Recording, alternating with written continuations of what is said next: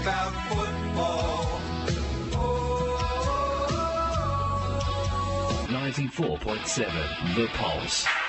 Across Geelong, the Surf Coast and Bellarine Peninsula, welcome to the match of the day, broadcast on The Pulse. Now, here to bring all the action to your radio, our team on 94.7 The Pulse.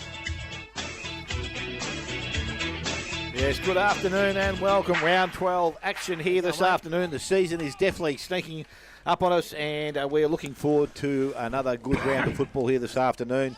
We've got North Geelong taking on Belpost Hill, and both sides currently sit in the top 5, and obviously the importance for both these sides is to keep winning and make sure they stay there for the rest of the year. The good thing is we've got, I wouldn't say near on perfect conditions, it's a little bit fresh, but when you haven't got any rain, it's always going to be a good day, and especially here at North Geelong. And it's going to be something that the ground is held up very nicely from what we've had in previous weeks. So looking forward to a good game of football. Joining us here this afternoon and back in the box for a special appearance. We'll say he's back for a while now. Let's hope he stays for the rest of the year. Welcome back, Grub. Yeah, g'day Smithy, g'day viewers, listeners, and it's good to be back. Well, not great to be back because I'm still not 100%, but firstly, I'd like to thank Rob Cameron very, very much for covering for the last couple of weeks. He was actually going to cover again today, even though he had something on. So, but I said, no, we'll make it here. So I really appreciate the fact that what he's done for us. And, you know, and if there's a couple more going on, he's available for a couple more weeks if something happens. So to Rob, thanks very much, mate. Really, really appreciate it. And, yeah, it's nice to be back. And let's hope we have a really, really good game. Yes, and also join us again back in the chair for another week of calling and some special comments. Welcome back, Tyler. Yeah, third time. I didn't think I'd make it past the first, but obviously there's no other options.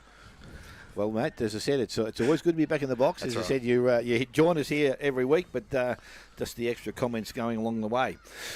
Sat back and had a look, Grub. I spoke to you during the week, and I said that I reckon now it's down to a top 6. I reckon Inverleigh, Bannockburn and Werribee are basically dusted now, and just having a quick look at their draws going forward, it's going to be extremely hard for them to get in and above the current two sides that sit above them. But it's funnier things have happened in football. You're not prepared to call it just yet. You reckon there's another week or two before you'll make a call? Well, I did say that to you during the week, but I have had a pretty good look at what's coming up.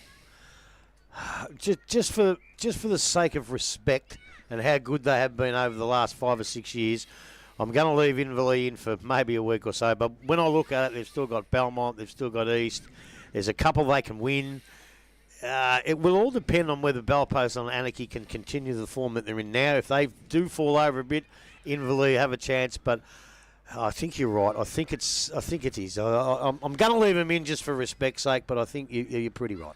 Yeah, so it's going to make it interesting. As I said, like, I must admit, I went through just the basically the 4 sides that were still there, which we considered, which Inverleigh, Anarchy, Belpost Hill. Belpost Hill's got a pretty tough run. Anarchy probably the most favourable out of all of those, so a real strong position for them to be able to make finals football for the first time in many years. So let's hope that they can continue on their way, and as I said, I'm not prepared just to say it's done and dusted, but I reckon the top 6 is about where it sits at the present time. So we got round 12 action this afternoon. Anarchy is an important cog in that, and as I said, their run home is not too bad. Today they take on Corio at home. An expectation would be that they can win that game of football. Yeah, I think the other thing that goes in the favour of Anarchy is they're actually playing a lot better football than they were. Well, we started off watching Anarchy in the first game against the side they're playing at Corio, and they had one good quarter and didn't kick well, and they could have won that game, and they lost to Corio.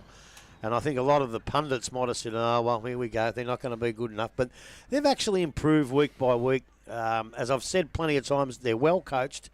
They've got, and young Mawson comes in and plays. Bosley's really started to find his feet. And that's just because it took him a little while because of the difference in leagues, I think. It's not always easy to come from a major league down here. But he's starting to manage that really well. One of the best players in the competition still, to my mind, is Dalhouse. They've got a good kid in half-back line. I think he's playing half-back line. Young Simmer, I love watching him play. And, of course, the big guns up forward. Oscar Barter continues to show that he's going to be a really good player. And I just think they're playing much better now. And if they can continue that improvement and be playing a little bit better come August, September, they can play finals football. And in a way, yes, you hope you do, because they've come from a long, long way back. A lot of people pitied them at one stage, and I think I was one of them, thinking, gee, I hope they come good. They have come good. As I said, they've been coached well. They get a lot of blokes out there at the home games, and they're getting people there, and it's starting to become a bit of a hub out there at Anarchy on game day. Corio started well, lost a lot of players. Of course, they lost the best player in the comp. Someone told me that he did play a game or was going to play a game. For God's sake, mate, if you're listening, please don't play. Don't play until you're ready, because you'll always come back. But if you play too early, you might not come back, and we want to see you here. They give it everything they got, Corio, but they have dropped away with their... I noticed they're still playing a lot of young kids, and that's just got to go well for them. But today at Anarchy got too much to play for today, and I think they'll be too strong out there. Tyler, we saw it last week when Anarchy took on Inverleigh. I suppose when you sit back and look at it, it was just their more experience and more heavy bodies towards the end of the game, because Inverleigh have got a lot of young players in their side, and Grubby's just mentioned Corio, a similar type of thing. They've got a lot of young playing that goes longer, and if they can be thereabouts, you would think they would win, and especially being at home, you would think that they would hold the advantage. Yeah, and they were able to use the mature heads to not use that big bomb out. They were able to pick their targets as they moved along, and then with your Barters and your Bosleys and your Levers, they had those big, tall, strong marking, contest marking boys there, ready to get that and to then move it forward. I think that's probably their biggest benefit against Corio. Is I don't know that Corio really have more than one big, tall defender. And I think those three boys might run a bit of a muck. Who could possibly well be the best tall defender in the competition? Yeah, Toby Bennett. Absolutely. At this point. Got Doyle back there as well, but again, it was really funny last week, because we watched the game of footy. They had Bosley down there who played predominantly forward. They had Riddell, who was a ruckman, then went and played on the wing. They chucked Barter into the ruck, and then they ended up with Lever in the back line. So it was a really strange mix, considering they could have loaded up on their forward line with all those players. Yeah, but they won. Well, they still won. Yeah. They still won, yeah. But again, it was sitting back looking at that option when you've got Lever, Barter, Bosley, especially start, and Riddell there, and to really stretch the back line of Inverleigh, which they could have done, but they didn't do that. They had them spread here, there, and everywhere. And as I said, the big Riddell was the biggest winger. Nearly the second half. Yeah. Played predominantly as a winger. So a really strange move. It was fun. Go ahead. I suppose if you do the predicting thing, people can coach against it. But if you go unpredictable, the other coach might have been a bit baffled like you two blokes. And that's a good point. We spoke before the game. How are they going to play these three big blokes throughout? And, we very early we had Bosley deep, Barter sort of centre half forward, and then Lever moving through, or vice versa. They'd have one through the centre and move them out, which gave Riddell that chance to sort of hold the centre line and have that Barter or Lever or whoever it may have been push into the back line and give that second extra big tall body around the contests. But then, sort of from the second quarter onwards, we had the biggest winger in GDFNL history. I don't know whether he'll go that well at St Albans playing out in the wing. No. If he's got someone like a Hennessy that can run up and down the wing all day. It can't work. No, I don't think so. But again, if you don't try something at this stage of the year, it's something you're not going to work out. But again, it was unusual. They got the result they needed. And as I said, I reckon just the wear and tear on the young Inverleigh side, I reckon that was the outside of it. As I said, they just couldn't get them to finish the game off like strong as they started. So I'll tell you what, though. If we get finals like we did last year on St Albans with the wind pushing the ground to one pocket, then it might be a bit of a different that might be different again. Yeah, as I said, look, it's good to see these the Corio side going up. Carr again's getting goals from. We know that's going to be a possibility every week, because he's just one of those players. He shows a bit of enigma there. He's good. Cowan has been good every year, every game for most of the season. So yes, he has. As I said, they're still in that building process. But probably again disappointing to see them not win a few more games along the way. And I reckon that'll be the same. They would feel it out of Corio, but let's hope that they can sort of be in this game for a long, long time out there this afternoon, and hopefully get or push this Anarchy as far as they can go. Up at your home ground, the Duck Pond Grub, Werribee Central's take on the Belmont Lions. And I would have to say the last couple of weeks I've sat back and I've tipped against the Belmont Lions, but I won't be doing that again for the rest of the season. I won't be either, or today. But I tell you, I did go up for a while last Saturday against Thompson, and in parts of the game, they look really, really, really good, Werribee. They move the ball beautifully. Johnny Mitchell picked it. It's a 2 or 3 possession, and get rid of it. The Werribee try and play that one extra, and they probably run out of room or run out of skills to put it all together. But for 10 or 15 minutes, they beat Thompson, out and out, with 15 minutes of football. But you can't win games of football doing that. You've got to play for at least 3 quarters in the GDFL. And they couldn't do it. They kicked a couple of goals early in the last quarter, and I thought, hello, this could be a surprise here. But Thompson were just too strong. They were just too smart in the finish. They pushed the ball to the boundary and then come back in. They were a little bit lucky that I think Werribee had 3 really tall defenders out.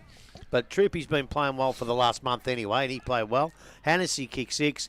And in the end, the best team won on the day, but Werribee could hold their heads up. That may happen today too. Belmont are a very good side. They're not overly tall down forward, which may help Werribee a little bit. But I just think Belmont, the way they're playing footy at the moment, well, they're on top, aren't they? They So are. So that to me means at this point in time they're the best side in the competition, and Werribee is sitting about 4th last. So I think Werribee will give them a run for their money for a while. And if they can play that type of footy for a bit longer, it'll be a lovely game to watch like it was last week. But I think Belmont too strong. Tyler, Belmont, as I said, I've sort of tipped against them, thinking they've got some important players out of their side, but they seem to be able to win against all oppositions just by bringing players in. And I suppose playing a role, much what Belpost Hill did in their glory days, they were able to bring players into the side, which you probably thought, you sort of question it, but they came in, they did their role, did what they had to do, and Big Evans at full forward seems to be their avenue to goal. He's getting regular goals week in, week out. Maybe if Werribee could stop them today, then they might be a chance, but it's going to be a big task. Yeah, I mean, and that's what, as a coach for Belmont, that's what you want, to be able to bring the kids up, play the role, to fill the gap. It shows that they've got that depth, and while they do have a few out, like you said, between Evans, Wiley, McPherson, Michelle forward, they could run a muck there. I mean, back to Werribee, though, as you were saying, last week they showed that they do have it at times through the centre. Yeah. And you look back to the North Geelong game here 2 weeks ago, I still try and discount that first quarter because I don't think that was Werribee's fault. I think North Geelong had the best first quarter of their lives. Most definitely. But from second quarter onwards, you could still see Werribee could put it together from Daly to Crennan, Culliver. They were able to use those really high-class players and get clean disposal and move it forward. But yeah, I'm still with Belmont today. But Werribee are close. They've just got that few little things that aren't quite ticking down there. I think with Belmont, I'll go as far as to say they're the best side to lose injuries and then replace them with seconds. So they've got more seconds players in their side than anyone else who can actually go up and be a pivotal role. I know a lot of clubs have got 1 or 2 that might go okay. Belmont have got a lot of players that can come up and do the exact role that the coach wants them, and that's, that's one of the things that they were a little bit like that last year. I think they were a little bit hazy in the finals. They didn't quite play their best footy, but I think they deserve as much favouritism with the flag now as anybody else. See, Beasley's still not back in their side. He's not. No. See, Slorak as a key defender for them, still not back in their side. And the other big fella plays in the ruck, Hootsma. I don't think he's back yet. So they've got they're 3 in them. There's obviously going to be more that I haven't listed, but they're 3 from me that I consider to be really, really important players for them. Yeah. Not now, but once you come to finals football, to have that extra tool in that side as a ruckman, and then have Beasley, who was not only playing through the midfield and also being a goal kicker, and Slorak probably their key defender. Defender, yeah. So 3 really good players still to come back in. I know it's funny if you look back, with Evans and that at full forward, how potent would they be if they had a fit Sam Jones still at the club?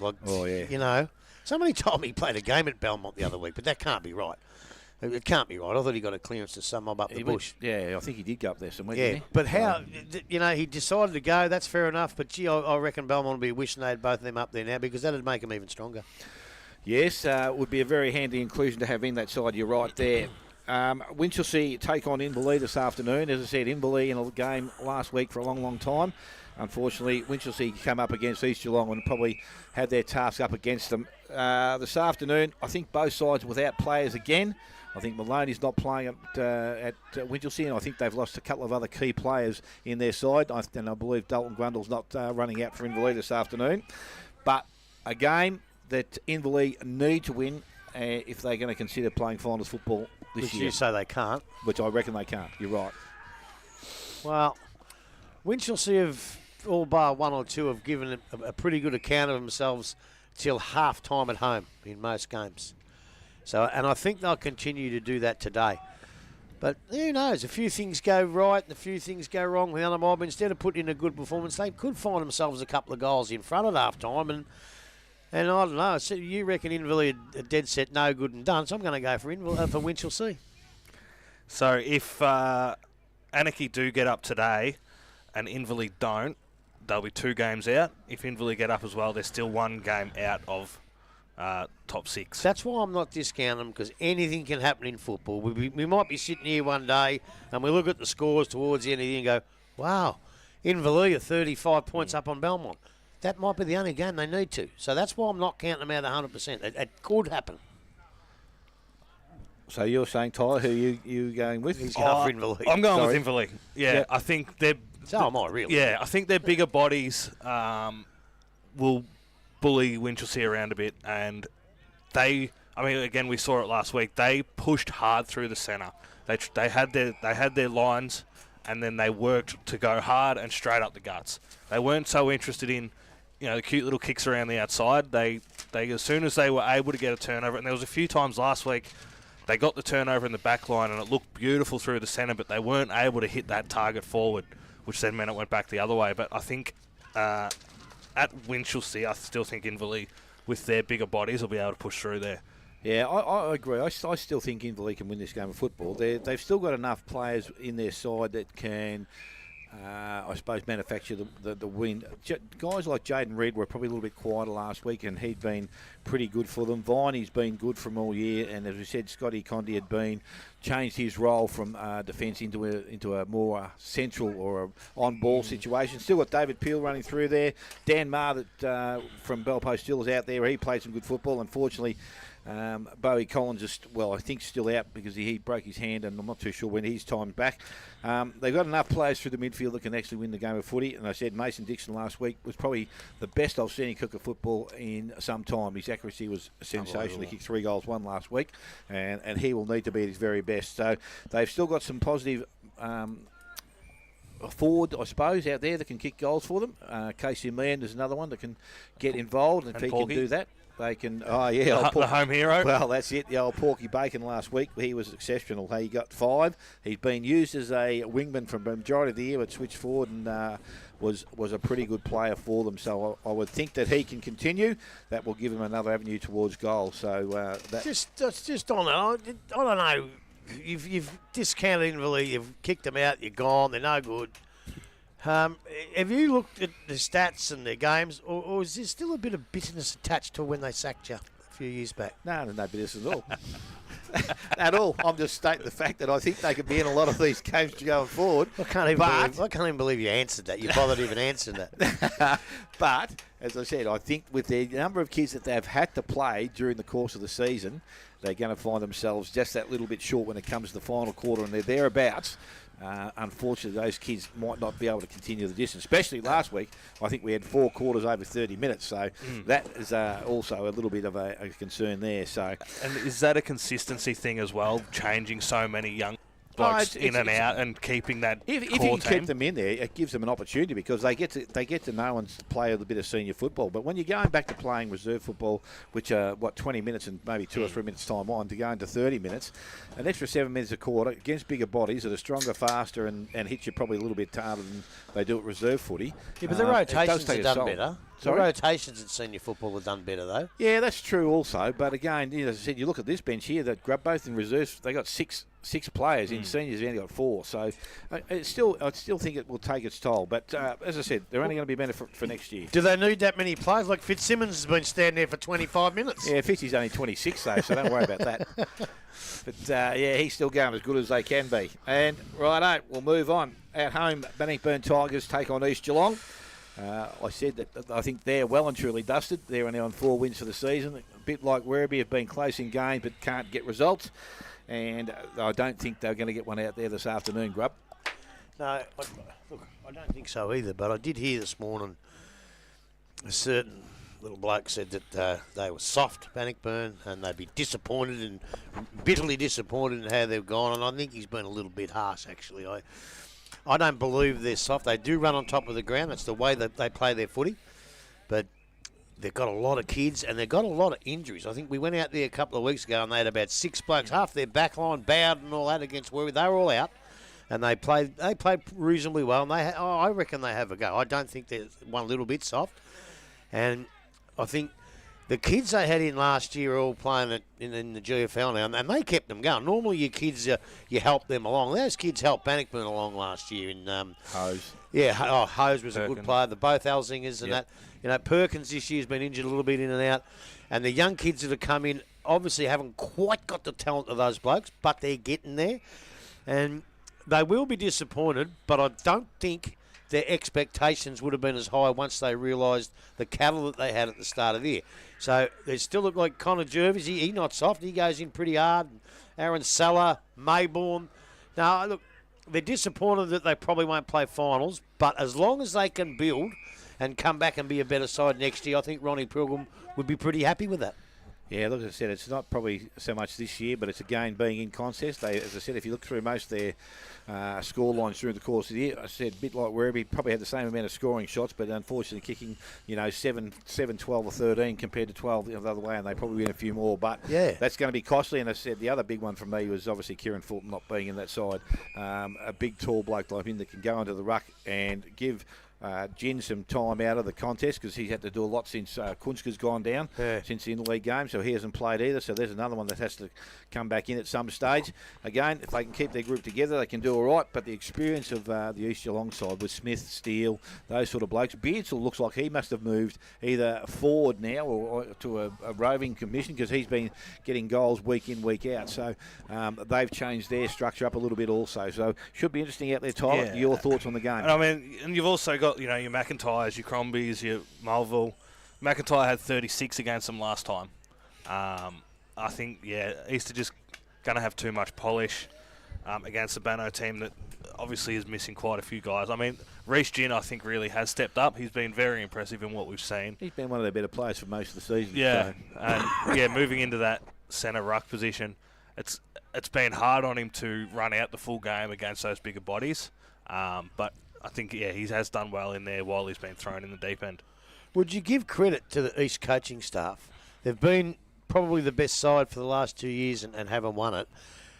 Do you reckon Ned's actually looked at something and said, all right, we may have to change this for later on?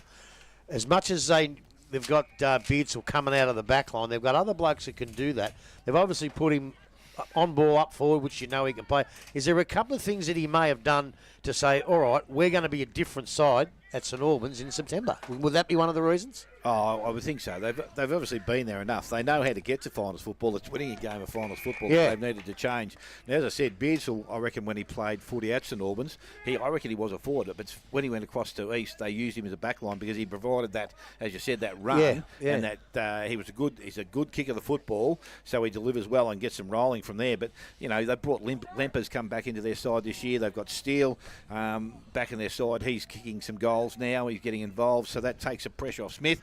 Now, I'm not too sure who's getting the best defender at this time, but Zach Smith seems to have freed himself up, and he's not only kicking 1 or 2 now; he's getting 4 and 5 on a regular basis. So, well, he did that last year. Yeah, he did that last year, but in the finals, he didn't play that well, right? Now, we'll go back and have a look at the videos with the wind and the pressure in them finals. The ball wasn't delivered very well to him as it was during the year. But if you've got a Beardsall who's beautiful delivery, that might make Smith a better player. Give the ball to him properly, and he's still a good player. Yeah, so the two Melville boys, they've seemed to have changed role too, because it seems that Benny, the bigger of the One two... of them's got bigger, yeah.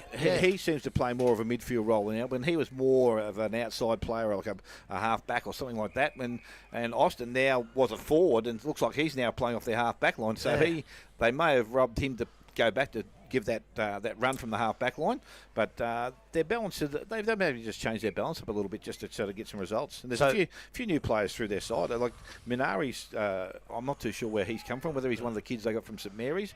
I'm not too sure. But he, again, now appears to be a regular feature in their better players. Sammy Lowe is not mentioned, but we know that Sammy Lowe's a good footballer. So they've got, I reckon they've got a good balance all the way through. So you're saying come finals, if things don't go to plan like they haven't in the last couple of years, they've got a bit of versatility that they can change the way they play the game midstream. I think so. I reckon they've had to adapt something, because obviously what they did during the season didn't work from when they got to St Albans then again. They should be good enough, because they've proven that during the year. Not a lot changes. Where did he come from, Ned? Bowen Heads, wasn't he? Now, would he have played at Bowen Heads when, was it Donato coached? Again, I'm not I reckon too he sure. might have. I tell you what, you have to learn a lot from that bloke, because I heard him speak a couple of times. His knowledge of football is as good as anyone I've ever heard. So you pick stuff like that, and Ned, he might be going under the radar as a good coach. He might have picked stuff up and doing things very, very right. Speaking of him, he's not there this week as well. So they've got Jeremy Ollie in as a caretaker coach. Okay. So interesting to see if maybe something different's tried this week. Probably not. I wouldn't think Probably not. Nah, but he'd have left instructions. Yeah, I'd say so. But, it could be something may be found that isn't, that may get overlooked during the normal season. Yep. Who knows? Fair enough. I'm going for East anyhow. Yeah, I think East Geelong are going to be far too strong for Bannockburn out there this afternoon. I'd love to be able to pick the home side. But they sacked unfortunately, you too, didn't they? No. Yeah, no, that moved me on. That was all fine. So. That's all right. That's part of football, Grub. You know what it's like, don't you? No, you don't. Haven't had that. Everywhere I went, they tried to hold on to me. The last game we'll look at before we take a short break is going to be the Thompson taking on the Geelong West Giants. Thompson are going along nicely, doing what they need to do to win games of football. And it's going to be interesting, as I said, they kicked their key forwards last week. Got a couple of goals, but not many. Hennessy seemed to be the bloke that got all the goals last week. You said, Grub, you went and looked from a wingman's perspective to kick goals from out there. You're not too sure how that happened. I think he might have went forward a bit. Oh, did he? Yeah. So he usually just plays on wing and stays out in the wing. So Thompson, I would think, would be too strong at home, but any chances for Geelong West? No, not to win the game, but there'll be a chance for him to keep improving. I know they're down near the bottom and they've had a terrible, terrible run with injuries. But I think their best side playing their best football is actually better than where they are now. But unfortunately, there's a lot of good sides above them. And they've found it hard. But the times we've seen them play, I've seen them play, they haven't played well. But I know they can play better than that. No, it's at Thompson, isn't it? Yes. Yeah, no, they can't beat Thompson. And Thompson, you wouldn't think. Because I saw Thompson first hand last week. They rolled along. They got a couple of goals down at one stage. They came back. And then when the pressure come on, they just did what they had to do to win. And they're a good enough side to do that. As I said, Troops had a great month of footy. Hennessy kicked 6. You said Boyd got injured or something, did you? Boyd come off, yeah. And so what they did, they put one of their struggling players down there just to take up a spot. He only kicked 1 goal, but he gave away 36. And that was Billy Smets. He is an incredible, incredible player. And he just did a roll. Obviously, Lynch said, just go down there and do. He didn't kick many himself, but I think a couple of Troobies and 3 of Hennessy's and some of someone else. And the bloke he was on, he just had his measure. And he would have had anyone's measure. He's a brilliant player. He's another one who could be up for best player in the competition. He's fantastic. The other bloke that still didn't get 1,000,000 possessions, but that Comeric, when he gets the ball, he is all class. Yep. The boy from, I think where's he? Lara? St Joey's. Lara? Oh, yes, St Joey's. Right. He is all class, and he will only get better. And I've just got this feeling that what Thompson did last year was just incredible. No one thought they could do it. Well, I think there's a chance they can do it again. There you go. There you go. They're lining themselves up. Comeric had 30 against him last time as well. So He said, mate, and they're all class possessions. Don't worry about that. We might just start calling this bloke Alex. Oh, yeah. But yeah, I mean, Smets, Plant, Troop, through wherever they are, even Thompson at home is a very tough one for anyone. And Max Dallard on his 50th game this weekend as well. Obviously, Troop had his 50th last week. Thompson's pretty tough to beat at all times. Yeah, it's going along very nicely, the Thompson Tigers. Look, we're going to take a short break, come back, and we'll go through this game here this afternoon. We're listening to 94.7 The Pulse, your home of local football.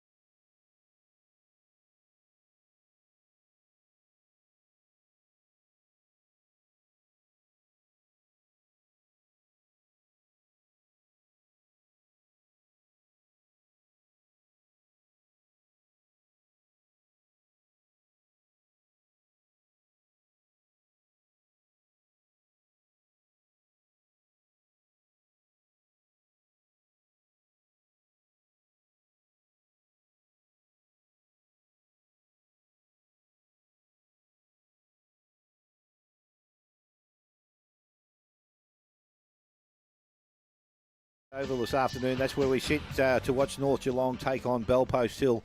As I said, important for both sides to win this game of football. Obviously, North Geelong are sitting currently third, Belpost Hill are fifth, and would need to keep winning to obviously hold that position ahead of Anarchy, who are not too far behind. So, an important game this afternoon. Unfortunately for the North Geelong side, a few injuries from last week. Charlie Farrell comes out. Benny O'Brien comes out of that side, Cooper Puss comes out, and also Blake Miller was going to return this week, but unfortunately he has injured himself during the week. So the changes, I think Damien Fazio comes back in, or I think he was been out or overseas, got married. I think he comes into the side. Dylan Fisher's back in, Paddy Cleary back in. Jordan Bertucci and Zach Baker come in. So again, a few changes for North Geelong. When they came here, I think we were back here a fortnight ago or a bit over. The first quarter was as good a football that I have seen at this level for some time. I think they kicked 11 goals, 4. And I'm not too sure whether Werribee knew where the ball was going to or coming from. They take on Belpost Hill. The season has been, I suppose, positive for them because they have been able to win themselves some games of football, put themselves back into finals contention. And the bonus today will be Bo McNamara coming back into their side. Had a bit of a run round in their reserves last week, has been keeping himself pretty fit. Let's hope he can get through, but unfortunately you get one in, and Timmy Barton, he goes out. So they get one in and get one out. So it would have been nice to see Timmy Barton go around here this afternoon, but unfortunately not going to be here. Your thoughts, Tyler, firstly on this game of football? Yeah, that was a list, and you look at those few boys, they're just sitting to our right here. O'Brien, I think, will be a big loss. He came onto my radar a lot through the interleague games from then onwards, and he's just a solid, wherever he is, he always puts in a big contest, and I think that's quite a loss as well, maybe an understated loss. Unfortunately, I haven't seen a lot of Belpost Hill this season, so I don't have a lot of input for that side, but obviously, as you said, North here 2 weeks ago, it was an absolute spectacle. They ran around like a training drill. Unfortunately for Werribee, they were just, wherever they went, there was an option, an easy option. They had clean hands. Their kicking was spot on. The Fazio's brothers and the Swenison brothers, and I think also we spoke a bit about lately as well. Mitch Habib has come into playing that bigger role now. He's not sort of just sitting in the forward line presenting there. He's coming up the ground a lot more now. And the other one to point out, I think, is Rory Desnoy, who's grown into his body as well. He's a lot more fierce in those close contests. He's able to get in head first and sort of get those clearances out to then allow the rest of those midfielders that extra bit of space. I think he'll have a big impact today as well. But it is North for me today. Grub, Oscar Riccardi's another out from last week, and as I said last time we were here, I think he had something like 10 shots of goal and handed 2 or 3 more away, so he's going to be another piece that they're going to have to fill, and it's going to be a big hole to fill. Well, he'll be a big hole to fill, even though he hasn't played for that long. He's only been in there for not too long, but he's a class player. He's out with concussion, so he'll miss this week. They've got the bye next week, so with 21 days protocol, so he should be back in a couple of weeks. I don't know what happened, but he might have copped one off the ball from what I've heard, but we won't go too far into that. Charlie Farrell will also be a huge loss. So Charlie just seems to look like he's getting better and better. Then he gets injured. He gets injured a fair bit, but he's a beautiful player to watch. And I think one of the big ones is Blake Miller. Blake Miller, even though he hasn't played a lot of footy this year, he's just big, he's strong. At the end of the game, when big blokes, as I've always said, they don't get any shorter. He's a good kick for goal. We saw him go into the ruck last year and beat big AJ. He actually beat him, even though he was a foot shorter through football experience. And the thing is, we may not see Blake Miller back again this year. He's hurt his knee pretty bad, and it could be round 17 or 18 he comes back or final, so he might not be that fit. And maybe Timmy Barton might be in a bit of trouble too, from what I've heard. Yeah, so it's not good to see those good players out of the side, or anyone's side, but it just seems to happen to your better ones that they all get injured. Well, as I heard, I think the boy said this morning, if you're going to get a few injuries here and there in July, and they come back for August, September, then that's probably the ideal time to get them, isn't it? And except for Blake, because he could be out for a fair while. I think I think North Geelong might have a little bit too much pace here. I'm worried a little bit about the pace of North. I know a couple of the younger players are pretty quick, but the experience of blokes like Baseley, Whitney, Cozzy, Yates. Well, Yates, I've never seen Yates play a poor game, and the other bloke, well, Cozzy, he's a bit of an opportunist too. I've seen him play not so great, but I tell you what, I've seen him play some rippers. So this will be a really, really good contest, and it's very, very important for both sides because North Geelong, with a great start, they don't want to go and lose 3 in 4 weeks type thing and drop away a little bit. They need to win this game to assert themselves back first or second on the ladder and line themselves up for the double chance, which I'm pretty sure they will get. But Belpost still are fighting for their footy life. They can't afford to lose a couple, or they may not play finals. And when you do your calculations, I suppose you come out to North Geelong and you say, oh, well, that might be a loss for Belpost Hill. If they can turn that into a win, all of a sudden their finals chances look a whole lot better. It'll be close, but I just think the pace of North Geelong may be a touch, but I'll go for them, but I'm not that confident. Yeah, I want to stay with the home side only because of what we've seen in the last couple of weeks, and probably didn't see them against Belmont Lions. Obviously, we didn't go and do that game. We were out at Inverleigh, but their performance the week before was pretty polished. Would need to turn a few things around. And your favourite player, Lukey Parker, back in this side. Well, I was told not to mention him. Yeah, they're all bagging me over there. I know that, but he was good last time we saw him play, and he's definitely hasn't lost any of that kicking ability. But hang on. He was good when they kicked 400 goals in the first quarter. But they were all good. No, I said they hadn't lost any of his kicking prowess. He's still one of the better kicks in the league. Yep. And as I said, you were talking about Cozzy. Cozzy's the type of bloke that in 15 minutes of football can hurt you and turn a game on its head. That's what I was alluding to. Yeah, so you're right. You're spot on the money there. He's a bloke that might not see a football, but all of a sudden he can go bang and get himself well and truly involved in this game. So, as I said, there's a number of changes to both sides. Probably a little bit more consistency within the Belpost Hill side. They've been able to do things pretty nicely in recent weeks. They took on Bannockburn last week and obviously got over the top there, which obviously cemented their side or their position in that top 5. But now they're in there, I can guarantee that they probably won't want to hand themselves over to the opposition today and see themselves slip out by a poor performance. So everything they've got, they will be putting into this game of football, and I think that they're riding this game up to their ears. Now, both clubs are coming together here. We got something on. No? Might be the North Cairns versus some grand final where they all just attacked each other. Yeah, don't know. I saw that on the video the other night. That was incredible. I'm not too sure. They're all coming to the toss. Yep. They're going to form a circle here, but I'm not too sure what this is for. Well, it would have been nice for someone to tell us. Should we quickly go through the umpires? Yes, for mate, today. Well, if you've so gone there, that our would be good. central umpires. Don't mention Tingiri to me. We have not Tim Tingiri. We have John Tatnell, and we've got Steve Keating. On the boundary, we've got Lockie and Charlotte McKinnon. Did you say Steve Keating? I did. You are kidding me. That's all I said. He's older than me. And in the goals, we've got Rod Stokes and Mark D. Alessandro. Did you say Rod Stokes? I did. What a great man, Rod Stokes. I know all these blokes.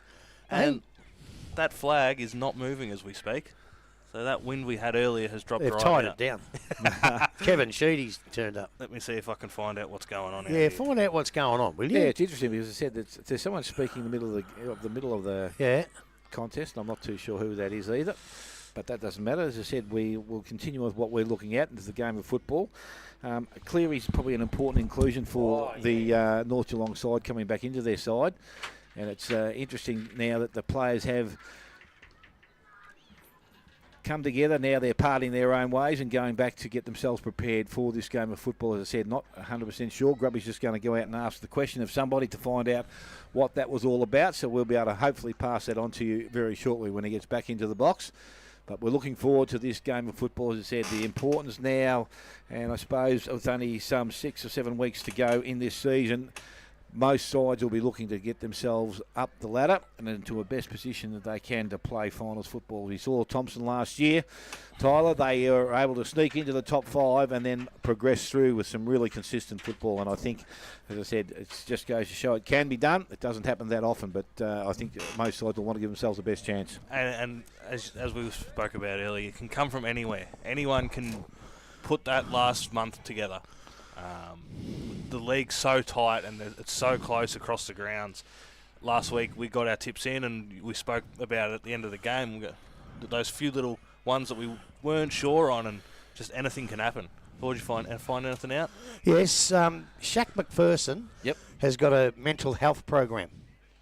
Right, he goes around and talks to people about mental health. He's got a tent over there where if anybody doesn't feel great, you can go and have a chat to somebody and he can point you in the right direction with your mental health.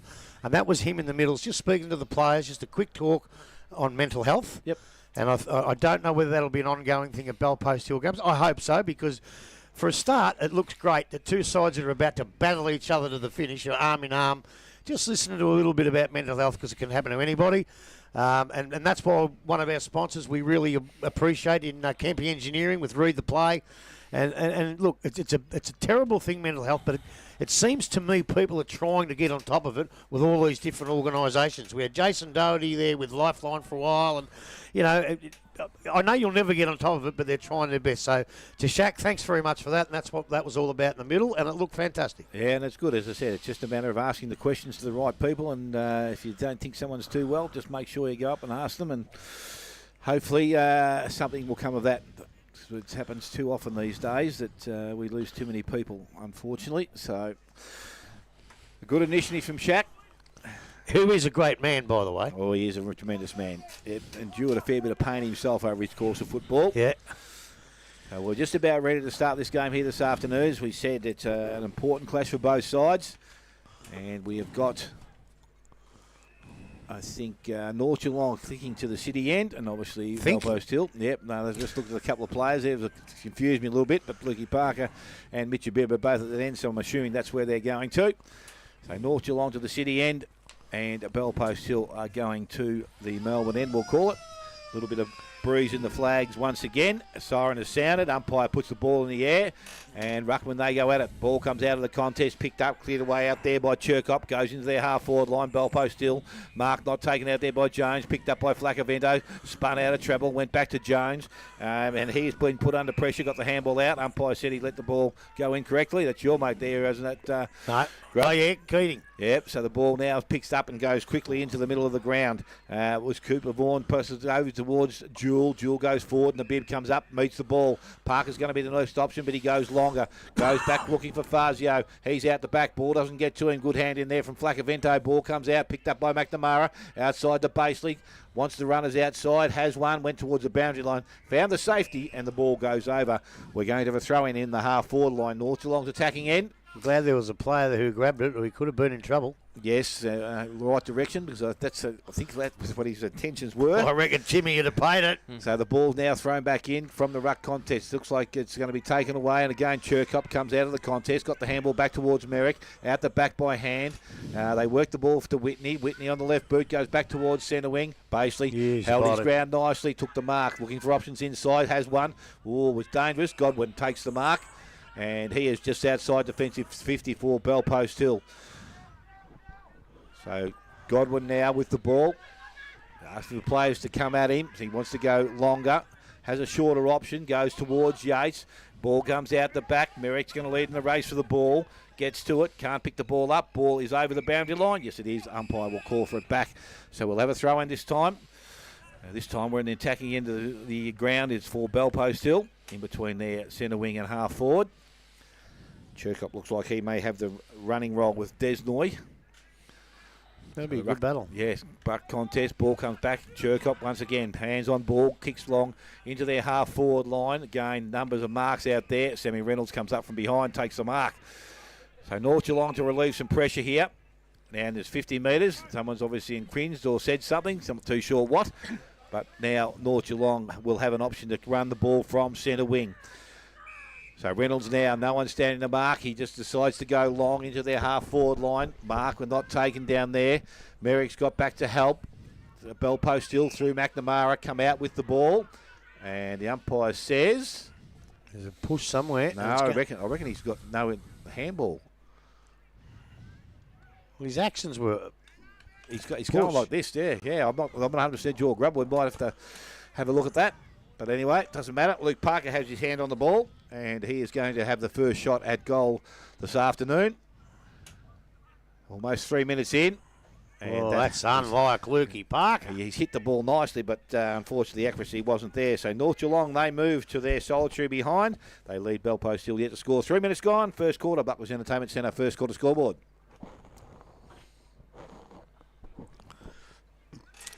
But paid a throw there. Throw? Look, what I can see here. So Godwin kicks the ball in, and ball comes out towards centre wing. Mark is going to be taken, so Belpost still, they do nicely. Through Casey, Mark on centre wing. Little chip up over the top. Again, foot skills has been something Belpost still have been good at. And for 20 now, years. Yes, and now little chip over the top once again. Again, can't see the cameraman's got his buffet in the road. Felix Jones with the mark there. There it is. So Jones now outside 50. He's right in line with him too, so he's got Flacavento. He went a bit longer this time. Cozzy looks like he's going to be the target. That's the direction he's gone in. Fended off nicely again. Body work was good, and he takes the mark and will go back and shoot for goal. So he's going to be about 30 metres out. He's on the about a 45 degree, or a bit wider, but now, by the looks of it, cricket pitch end. And he can go back this time, and maybe he can be the first goal scorer of the afternoon. He's been regularly finding 3 or 4 weekly. So Cozzy steps in now. Not too sure whether he'll get himself across the pitch or comes across now. Kicks that goal. It's going to go across the face and another minor score. So scores are tied up and 4.5 minutes gone. And I'd like to thank Cozzy's mum, because as I went out to find out what was happening, she was making her way towards us. She was listening to us and coming to explain it. So, beautiful lady. Thanks, Mrs. Cozzy. Who's calling? Oh, well, we'll both do it, I suppose. Out it comes now from North Geelong, full back. Up they go. Nobody can take the mark. Bit of a scramble of players. A kick off the ground attempt. No play on. The ball comes out of the pack.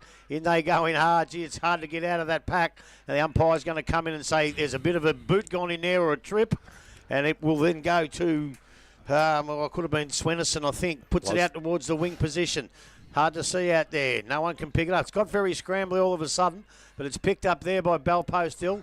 In they come. Cherkov, I think it is, puts it back up towards the centre half forward position. Up they go. Davis can't take the mark. Out they come now. Belpost Hill in the van here. Can't quite pick up that number, but he's had a shot for goal. Purcell. And it was Geordie Purcell. And no, it wasn't Purcell, was it? No, Wilson. 20? Wilson it was. Oh, I was just about to say Wilson, and he's missed the goal. So that now puts Belpost Hill onto 2 straight points. They lead North Geelong 1 straight point on the Barclay scoreboard. Out from fullback again now. Well, there's a whistle gone. Might have been a netball one. Out it comes out towards the half-back flank for North Geelong. He's just decided to run across the line, and the umpire says, throw it in. Around about, just past the 50-metre line, 50-odd metres out from the Belpost Hill goal. Umpire will throw the ball in. In he comes. Up it goes. Big punch by Davis. Punches it straight to the ground pretty much. It's back into the Belpost Hill area now. Up they go. No one takes the mark. Ball hits the ground. Players swoop on it. It's kicked out of the ground, and out goes Dylan Whitney, and Dylan Whitley will take the mark. Far too far out to score. Needs an option. Plays onto the left boot. Puts it up into the forward line. There's a one-on-one here. Could be anyone's, and it's a mark then. No, play on's the call. Ball goes to the ground. Players dive on top of it, and the umpire says he didn't try to get it out, but it's the full back. Gee, Swenison now puts it out towards the half-back flank. Out towards, can't see that far. Jackson Jewell puts it up towards the wing. Is downed after he's kicked it, and the ball be down the ground, free kick to North Geelong, almost in the centre of the ground, I would think. And it is. It's going to go to Mitch Bibb in the centre of the ground. Umpire says, what's going on? He's going to make him come back behind the mark. He already set the mark, so that's fair enough. So Mitch Bibb will have to go behind the mark. In the centre of the ground here at Osborne Park, Keith Barclay Oval. Runs in, puts it in towards the forward line. He's a bit of kick in hope, but the Belpost Hill defence far too strong. So Flacavento now, it's an half-back. Transfers play to Godwin. Godwin goes across the ground looking for Baseley. He picks the ball up, a little handball. Shimmies now goes back inside. Vashurin picks the ball up, and he goes up by hand to Whitney. Whitney, little chip up over the top, had to be good to Casey, and it was. And he is marked just short of centre wing. Clubber side of the ground, decides to go now and go long down the line. Mark looking towards Norman. Ball gets over the top, good spoil from behind. And that was Mitchell Bibb, as he did last week's. When we saw 2 weeks ago when we saw him prepared to get down the ground, help out. And the ball is going to be out of bounds, so a throw-in will take place. Just outside Belpost Hill, forward 50. And looks like Clancy McKay doing some ruck work down there now. Davis front position, down to the front of the contest. Working their way through, picking up, that was Brian, goes through and kicks into their half-forward line. Again, strong tackle there by Swennerson. Ball is not coming out in the tackle, so the umpire will come back in now, and he will ball it up. A little bit of a bump fist behind the game. Yates, he loves that, but I think Davis might be a bit too big for that, son. So the ball now from that ruck contest, it comes out, picked up, a little boot forward. Well, didn't travel too far. Bryans goes back in. Reynolds is there, filling the hole in front of Cozzy. Goes outside with a handball to Smith, and unfortunately can't take it cleanly. Ball goes over the boundary line once again, and another throw-in to take place. So not the electric start we saw 2 weeks back, but Belpost still have got themselves in this game. 2 weeks back, they were 6 goals. They haven't kicked one yet. So ball thrown back in by the umpire. Neither ruckman get to the contest. It's going to be North Geelong who win possession of it. They bring the ball back outside their defensive 50. Coming across, Vashurin was there. Going back to pick the ball up, Godwin again. He couldn't get it cleanly. Vashurin goes back after it. And again, it pushes the ball back under a group of players. And it's going to be held up. Umpire will call for it. As I said, conditions pretty good out here this afternoon for football. McKay, now there's a free kick being given. He put his knee up in the ruck. He pushed the wrong way. He gave it to Davis. Now he's gone back the other way, so it's going to McKay. Yeah, he put his knee up in the ruck, which I thought was quite legal, but anyway. As a ruckman, I think as long as they touch the ball grub, I think they're right to do that. But anyway, Clancy McKay now outside 50. His kick wasn't great, but I tell you what, it's had good effect. It's gone straight into the hands of Casey. He plays on now, looks up, goes long. Nice kick towards goal. Cozzy again in front. Did he target inside the line? I think he did. Umpire's going to say yes, he did. So Cozzy with an opportunity once again to go back and kick the goal. Now, he's wearing a blue armband, Dylan Whitney. I've just got this funny feeling that is for the shack thing that they spoke about. Okay. The North Geelong boys look like they've got one on as well. Yep. So I reckon that's it. Cozzy plays on round the corner, brings it back. This time it's a better result, and he has got his first goal of the afternoon and the first for Belpost Hill. They move to 1-2. They lead North Geelong on 1 soldier behind, and we have gone 10.5 minutes, Buckley's Entertainment Centre. First quarter scoreboard. I tell you what, it's a pretty tough, tight game, but Belpost still have the ascendancy. They've had the ball up in their forward line for a while. I reckon they're inside. I know we don't count inside 50s here, but I reckon they're inside 50s to be a fair bit more, and they're really putting some pressure on, and North Geelong can't get their running game going. So, but I tell you, when you've got a bloke like Cozzy who can take marks like and kick goals, it's always an advantage. But I think what North have got to do now, they've basically got to get it out of the middle. Get it out of the middle and get it in quick. But still 4 quarters to go nearly. So That's it, that. We've still got some time. You know. Hello. Now there's a whistle. I know. What's going on here? These whistles. Too many whistles, Grub. So we've got... is there a whistle? No. No. So Davis and McKay in the centre now going up. It's great tap out from Davis, but cut off by Yates there. He's been wrapped up straight away. He's got a handball out to the far side towards Swennerson of North Geelong. He's pushed it out to the far wing. It's going to be a ground ball there now taken by Serkop. He's got that kick going forward now towards, and a great mark taken there by Purcell of North Geelong, who's going to bring it straight back into the middle, straight to Cooper Vaughan, who's getting a bit of attention there, but he had some space, and now he's moving forward straight into the path of Habib, who's just underran it. It's gone to McNamara, who's been absolutely cleaned up there with a great tackle, just to pull that back into that centre half forward. Has he paid a high tackle? No, he's paid holding the ball, has he? He had no opportunity to get rid of it. Okay, he's paid holding the ball there. So Mitch Habib's going to have a kick at goal from about 48. Looks to be dead in front. That wind is going slightly left to right from where he's kicking. But I think he should have the distance. And I think he should have the skill to put this one through here. Thoughts on that tackle there? Yeah, no, it was a tackle was okay, but I just didn't think he had opportunity to get rid of the ball. I thought it maybe he paid a high tackle. Was it so called so? Always right. That's right. But Habib comes in now, kicking from 48, and he's just pushed it to the right side with that wind. Whether it had much of effect, it didn't look great off the boot. But it's going to be Godwin now, is it? Kicking out from full back. So he's assessing his options currently, seeing which way as the leaders push out. He's gone straight into that forward pocket, into the arms of Sam Quinn, who's looking forward to the wing, who's going to look up at Jordan Flacavento, who's it's just gone through the hands and taken over the boundary now by North Geelong in the hands of Brockenshire. Actually, just took his eye off the ball just the last minute. Last second there, just lost whether he heard the steps coming, but we're going to have a ball in pretty much in front of us here in the broadcast van on the wing. Maybe 20 metres slightly towards North Geelong. But in we come now, and another good tap out by North Geelong, straight down to Desnoy, who's able to bypass a tackle, get the hands, and then another set of hands forward now to Jewel, who's got the kick forward, and it just taken out. Just held in and taken over the line there by Bo McNamara, just inside the forward 50 as well. So plenty of pressure coming now from North Geelong, as they're getting some good clearance out and able to move it forward. So we're going to have a ball in. Still looks to be McKay, and I'm not sure who the other ruckman is, but this one's just tapped forward. Unfortunately by Habib off the foot. It's gone over the line. Not on the full, but we'll have another throw in. And the rucks currently is Thomas Davies, and is that Merrick, is it? Merrick? Yep. So Davies and Merrick again in the ruck contest as the ball comes in. And Merrick's got to the front of this one this time. It's going to be a race to the ball. North Geelong have got first possession there with Cooper Vaughan, but he's been wrapped up straight away and paid holding the ball. So it's going...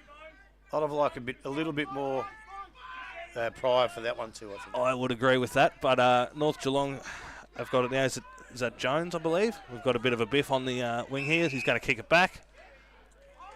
And umpire's paying a free kick for that little bit of biffo there. So it's going to be turned back now. Cooper Vaughan. Keats, you don't pay free kicks for that, Keats, for Christ's sake. Cooper Vaughan's going to get the free kick now back off. They were wrestling each other.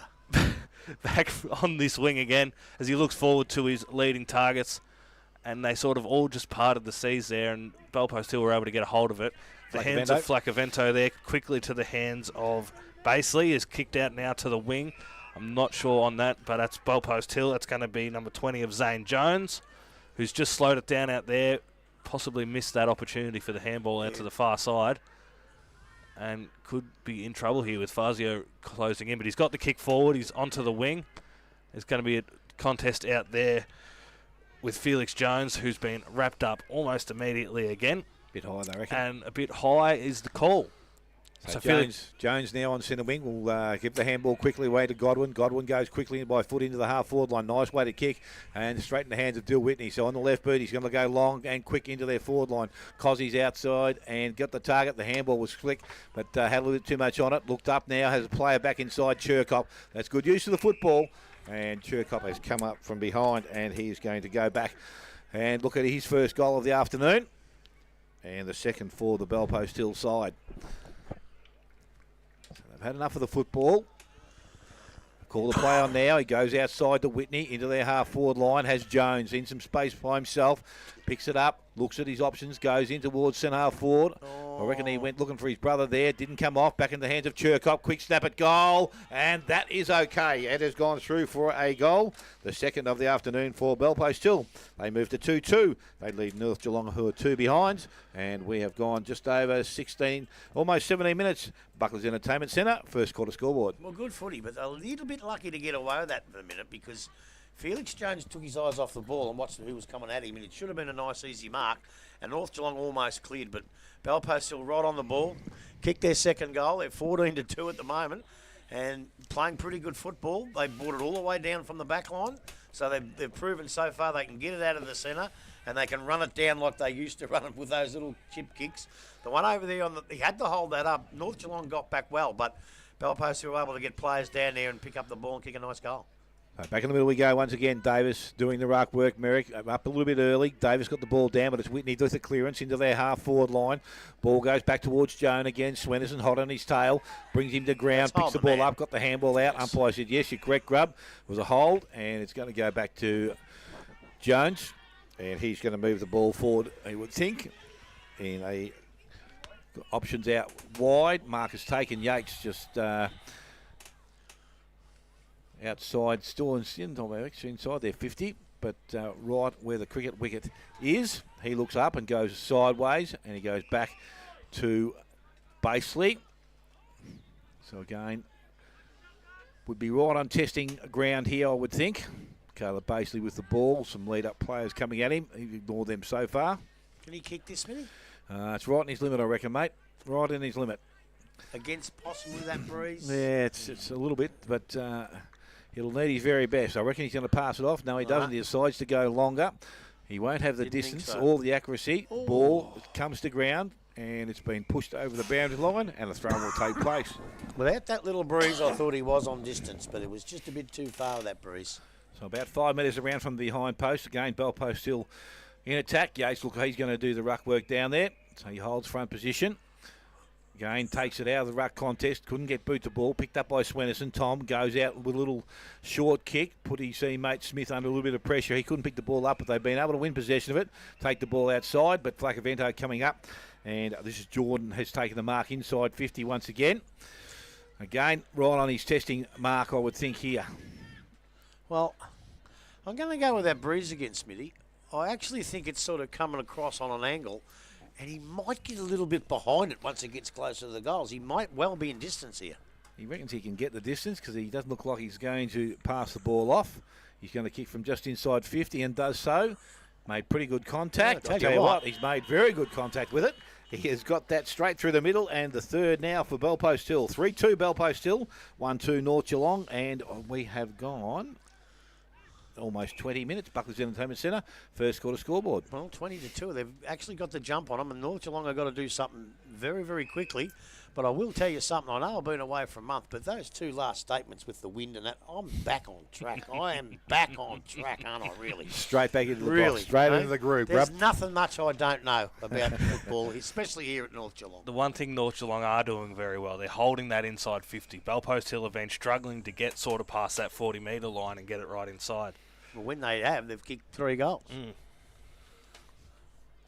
So we're going to have Davies and not sure who Belpost Hill was there, but a straight tap down, and Yates has wrapped up Swennerson in a big tackle, and he's got the free kick for that one. So we're going to have Yates from Belpost Hill just off the centre line, comes out this side to Cherkop, who's had a handful of it the first half. Got the kick out to Whitney, I believe. Basely, sorry, who's gone back inside, looking for that inside run now from Vishuran, who is weighing up his options here. We've got Yates in the forward line. We've got some leads coming out as well. And he's just kicked it back over to this cricket pitch side, back to Basely, I believe. Who's got a mark, and he's been paid 50 for a push after the mark was taken. Well, I reckon he might be inside his distance now, Dale. I reckon he might be right there, Grub. Yeah, that is definitely one way to get it inside the 50. I didn't see it very well. I was a bit obstructed there, but not sure how late it was. But he's going to be 15, 20 metres out, slide angle here. Well, I tell you what, the ump didn't hesitate. He just went bang 50 straight away. So. And he has tapped it straight over the gold umpire's hat for another 6, which is going to take Belpost Hill to 4 goals to 26 to North Geelong 2 points. You know, I said at the start of the game, Smithy, that North Geelong may have a little bit more pace.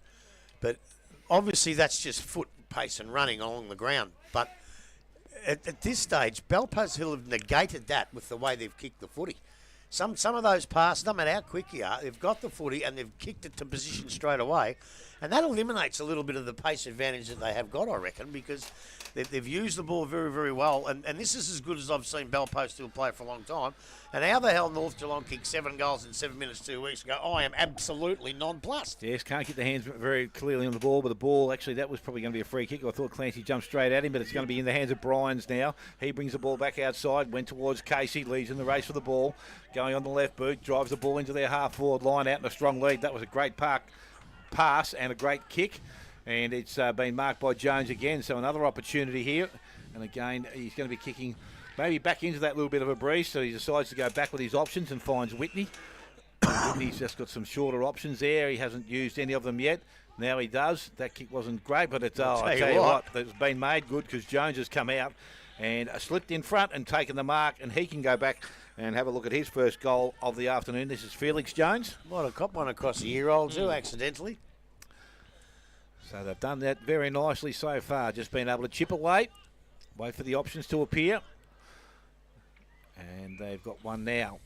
As I said, Felix Jones, he's also been a goal kicker in recent weeks for Belpost Hill. We get a good look from where we sit here. So Jones moves in, crosses over the 50-metre line now from 45, kicks it goal. Tell you what. Good distance, good accuracy, straight through the middle. And they have their fifth on the board. Belpost Hill are 5-2, leading North Geelong 2 behinds. 24 gone. Buckley's Entertainment Centre first quarter scoreboard.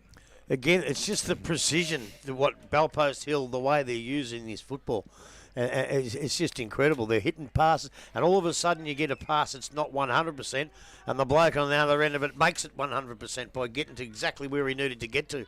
And they've put North Geelong under so much pressure at the moment, and I think Pete Ricardo will be sort of looking to see what they can actually do about it, because they're actually getting killed out of the centre as well. It's unusual because they haven't got a forward, yet Purcell, who's been playing there most of the year, is now lined up in the half-back line. So ball back in the middle of the ground. Davis doing the ruck work. Ball comes out.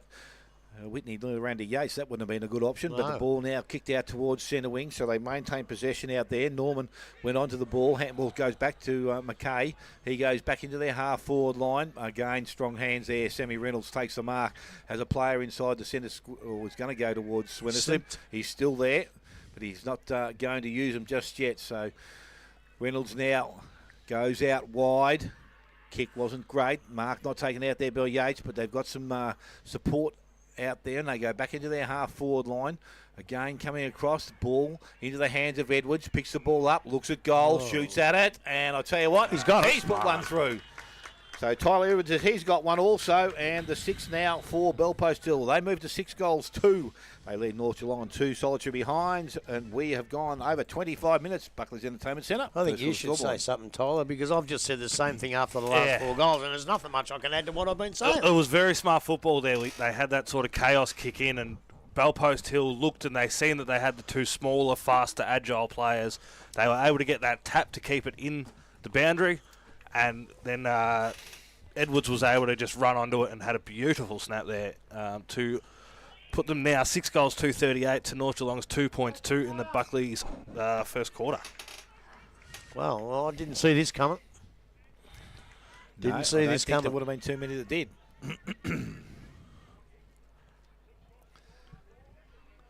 Very interesting.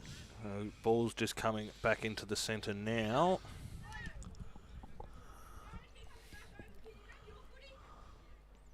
Going to have Mackay and Davis again as the rucks, and as the ball goes up, let's see who gets this tap. So Davis from North Geelong's got the tap, and it's gone straight back to Mackay, who's got the clearance there, and he's kicked it forward. Very quickly kicked forward to Andrew Casey, who's gone forward again. Looks like Sammy Reynolds is going to get the cut off there.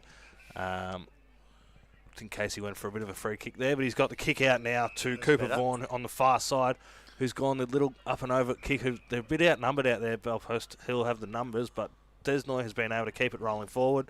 He's got the tap forward and picked it up and got the kick, and it's into the forward line now with Sam Quinn as the first to the ball for Belpost Hill. Wrapped up but got a handball out, and it looks like a little bit of a fumble where you do not want it in that forward pocket, and it's run over the line there. Some good pressure there from Dylan Fisher, who was able to contain the Belpost Hill guys into that forward pocket and take it over the line. You're right out there that Belpost Hill outnumbered North Geelong, but that was only because the North Geelong kick wasn't a good kick. A good kick would have put them in the van, but they were outnumbered because the kick was bad and favoured North Geelong, Belpost Hill. So it looks like we're going to have McKay and Parker going in the ruck now. Yep, so Parker well outsized, but he's got a great hit forward now through to Noah Penny, who's centred it, but not quite wrapped up by Desnoy. Flaccavento's got it. He's gone forward, and Swennerson has grabbed it out of the back of the pack and snapped it around the body straight over the goal umpire's hat for the first goal of North Geelong's first quarter on Buckley's fine. Much needed one. Yeah, it was, and I think they made the fatal mistake, Belpost still there. Normally, you shouldn't leave a bloke at the back of the pack on his own, especially when it's one of the best players in the league with Thompson, because he's going to pick it up, he's going to grab it, and he's going to kick a goal. And that's exactly what he did.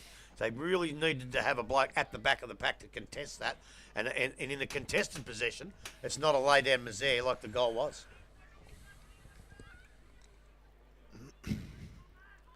Umpire with the ball back in the middle again.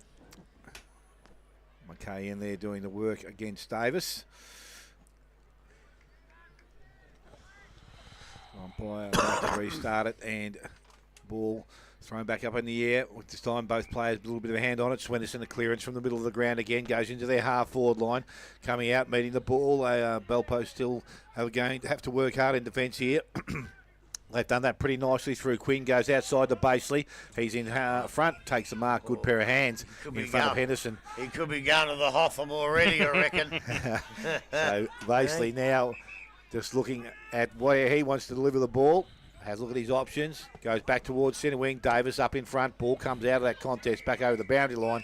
And it's going to have a throw in on centre wing. I was asked over there before the game, who's going to the Hotham Hotel, Basely or Parker? We'll see. So again, the ball to be thrown back in. This time, Merrick maybe gets to the front, goes towards Desnoy. He's tackled, and umpire sees the ball over the boundary line. May have been a little bit of an infringement, but allowed the game to go on, which was good. Oh, Keats is looking at his watch up there. I reckon he's starting to puff and pant with that little tummy going. Look at him. So the ball now thrown back in. This time Davis brings the ball to the front. Desnoy over the top, picked up by Whitney. Whitney on the left boot goes back into their half-forward line. Unfortunately, ball a little bit too wide and goes over the boundary line, out of bounds to the full. Free kick going to North Geelong. So from the half-back line, ball is delivered long from Swenderson, goes back. Habib watches the ball come down again, tap back towards the boundary line, and it goes over and will be thrown back in. So Man playing a defensive role this afternoon. How long have we gone, Smithy? We've gone almost, 30. Yeah, just over 30, Grub. Oh. So thrown back in once again. Ball from the contest. Merrick able to tap it forward. Picked out there. Smith tackled. He was ragdolled to the ground. Sling tackle. But No, I don't think so. he did let him go. But Yeah, but not hard. So Smith now plays on now, runs Run around now. the player on the mark, kicks into their forward line. Mark required if they're going to be a chance, and there is one taken. And that's a good pair of hands. And it's going to be North Geelong with possibly a late opportunity here to kick a goal. I'm actually not saying the umpire did the wrong thing. The bloody rule, that's a tackle. When you thump them down on their head and that, all right, sling tackle. I know the umpires have got to pay it. It's not their fault, but what a terrible, terrible rule. Don't know much about Bertucci and his kicking ability, but we'll soon find out. Because he's got a kick of about 40 metres. They're small goods, aren't they? Yes. Batocchi or Batocchi. Bertucci? So he steps in. Good solid approach at goal, but unfortunately has dragged it across. Mark won't be taken, and it is through for a minor score. So that moves North Geelong now to 1-3. Belpost Hill are 6-2. As we said, 31 minutes gone. Buckley's Entertainment Centre first quarter scoreboard. And coming in now for Belpost Hill, we've gone to, I believe it's Basely in the back pocket there. He's looking at his options as the players flood towards this wing boundary line. It's going to come long and straight down the line to hopefully Merrick, but Habib has come over the back and it's been wrapped up there now. And it's taken over the boundary line. So we're going to have a throw in here halfway between the wing and the forward 50, about 5 metres off the line. We're going to have Merrick. And I reckon he's going to ball it up. he is going to throw it up. So we're going to have Merrick and Davis now. 2 metres out. I'd put $50 on this going straight over the line. You just lost I owe 50. someone $50. Me. Dill Whitney has Me, been wrapped I'll up take it. straight away. And we're going to have it up again now. Double or nothing grab. Righto, All right. double or nothing. Wouldn't you take it just in a little bit, though? He has this time. He looks like No, he's he hasn't. No, he hasn't. He's looking at the spot, and we're going to go up out 3 metres out from the line this time. That's Davis 100. wins the tap, and That's 100. that's out on the full. We're even. What? So it was Desnoy got the clearance, but it's came out of his hands in the tackle. It's hit the foot of Davis and gone over the line. No, Merrick. Merrick, sorry. Merrick. They've got it right. Got over off the foot of Merrick, and O'Brien or Jewell? Jewell has kicked it into the forward line, and a solid defensive mark taken there by Dylan Godwin, who's now looking to switch it to the far side to make everyone's life easier. It's going to go far into the hands of Sam Quinn now, so we're going to be on the far back pocket as the siren goes to wrap up the Buckley's first quarter. Dale with some goal kickers. Yes, to this stage for the home side, their solitary goal kicker is Tom Swennerson. Individuals for Bellpost still, 6 of them, Jordan Flacavento, Jones, and that's Felix, Basley, Costello, Churcop, and Tyler Edwards. We'll take a short break, come back, scores from around the ground. You're listening to 94.7 The Pulse, your home of local football. If you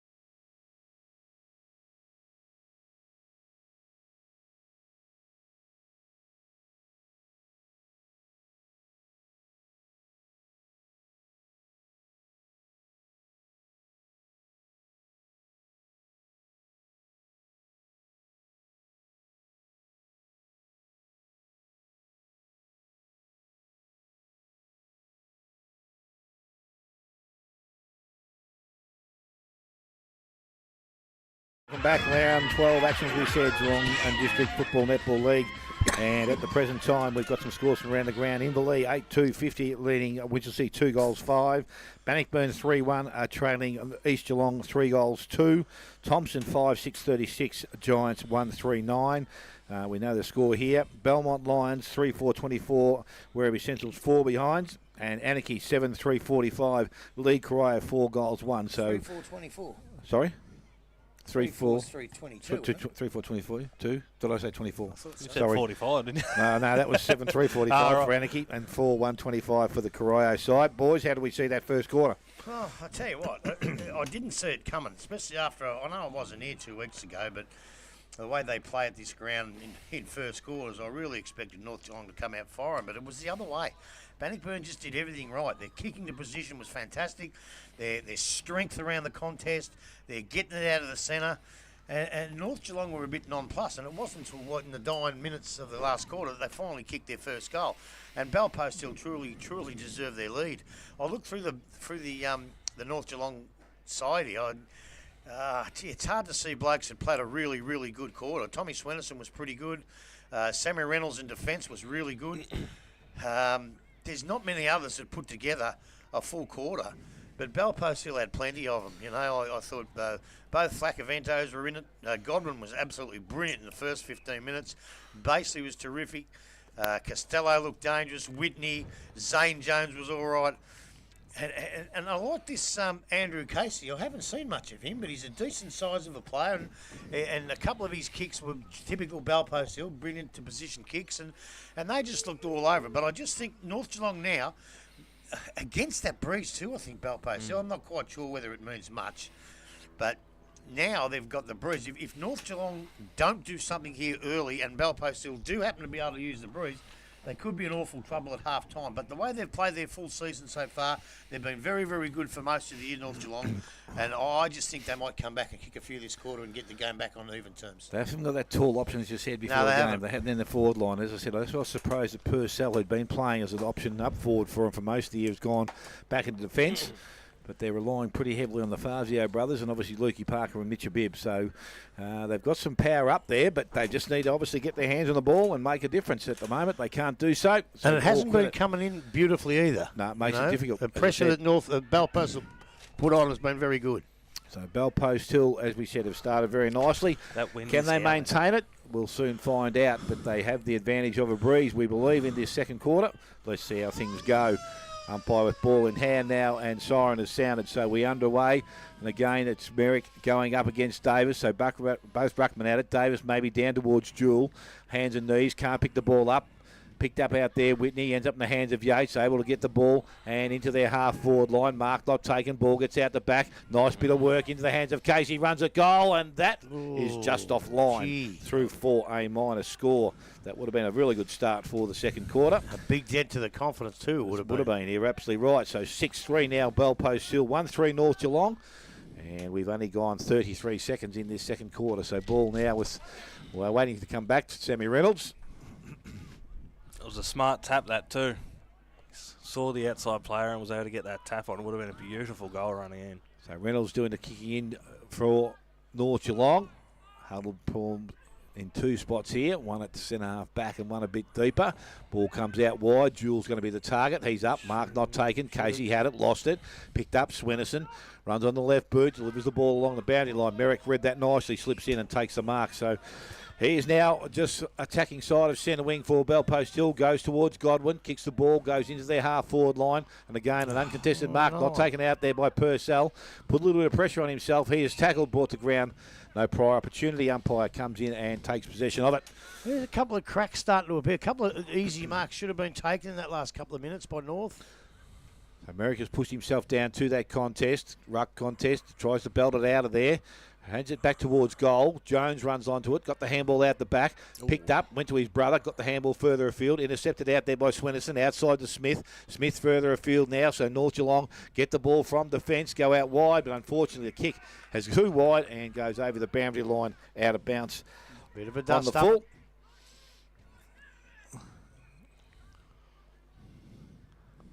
So it's going to be back with Belpost Hill to bring the ball back in. Felix Jones not happy with the attention put on him by Rory Desnoy, or vice versa, one of the two. Looks like Fazio will bring the ball back in.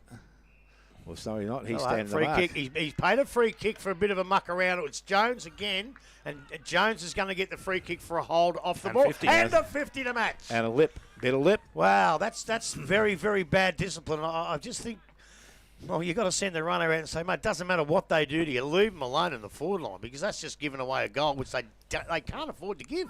No, you're absolutely right there. So this time it's Zane Jones, and he is right on the goal line. Just a matter of stepping up to the plate, you would think, and kick the goal, and that was what he has done. So the second goal, or the first goal of the second quarter, is with Belpost Hill. They move to 7-3, North Geelong on 1-3, and we have gone almost 3 minutes. Elders Insurance second quarter. Look, I saw the whole incident from start to finish because I kept my eye on it, and there was very, very little in the free kick, right? But there's no need to grab a bloke when the ball's 35 metres away. So even though there wasn't much in it, the whole idea behind this is don't touch the player at all because you don't need to. Right? I don't know whether I would have paid it, but I'm not the judge. The umpire is. He grabbed him. He was 30 metres off the ball. He gave a free kick and a 50, and discipline's cost them a goal that they cannot afford to give away at this minute. Especially when the umpire's looking straight at him. He was 2 feet away. And the ball was in the tree out the back. Yep. But So we've got Merrick and Davis again back in the centre now. We're going to have a throw up, and Davis has just got the touch over there. It's pushed out to the far side. Had a holding free kick paid by the down the ground umpire here. It's going, I'm not sure who that is. It's been passed into Swenison of North Geelong, who's pushed it hard forward, looking for the leader Fazio, but it's come dropped short, possibly through the wind to Henderson there. And he's gone forward to Fazio again, but that wind might be pushing the ball around. Cut inside a bit, and it's been wrapped up now. Bellpost Hill has been tackled, it's spooled out, and we are going to have a stacks on into a throw up. Now about 40 out from the North Geelong goal. that kick from Tommy Swenison definitely held up heaps in the breeze. Dropped well short, but balled up and cleared to the North Geelong player who's got it out to Swenison, who's got the handball now out further and out again to the hand of Luke Parker, who's just taken it out on the cricket pitch where the ball spent quite a lot of time in that first quarter. But that wind has definitely picked up. The flags are well and truly flying at the moment. Merrick and Davis are back further down the ground, so it's going to be Parker and Bo McNamara going for the, and it's been tapped out to Swenison, who's got a little kick on it, but isn't going to have much of effect. It's been taken over the line there by Flacavento, so we're going to have a Bellpost Hill kick back in. See where is, I believe that's Godwin, and he's not too sure where to go, but he's going to kick it out now onto the far side towards Yates, who it's just fallen short of. So we've got a ground ball now on the far wing.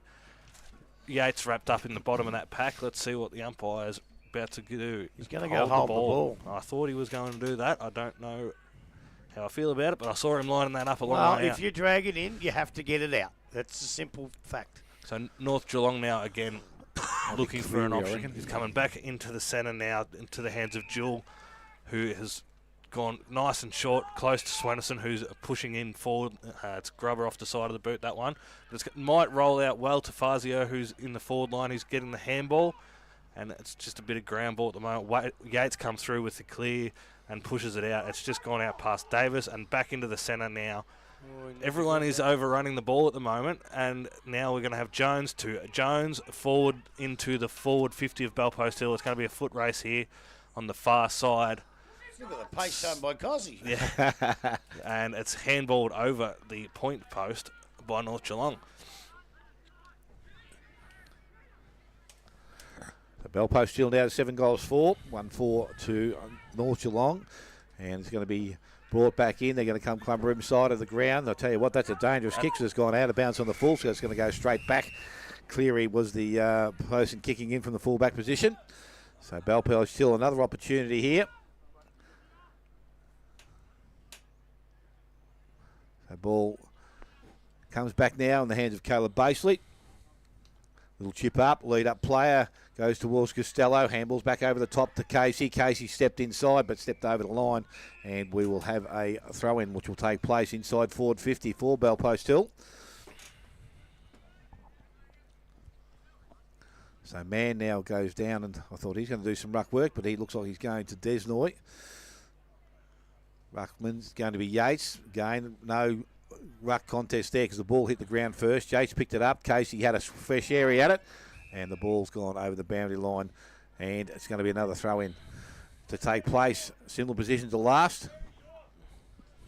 You can see how much that wind's picked up. This girl throwing it in, fighting it.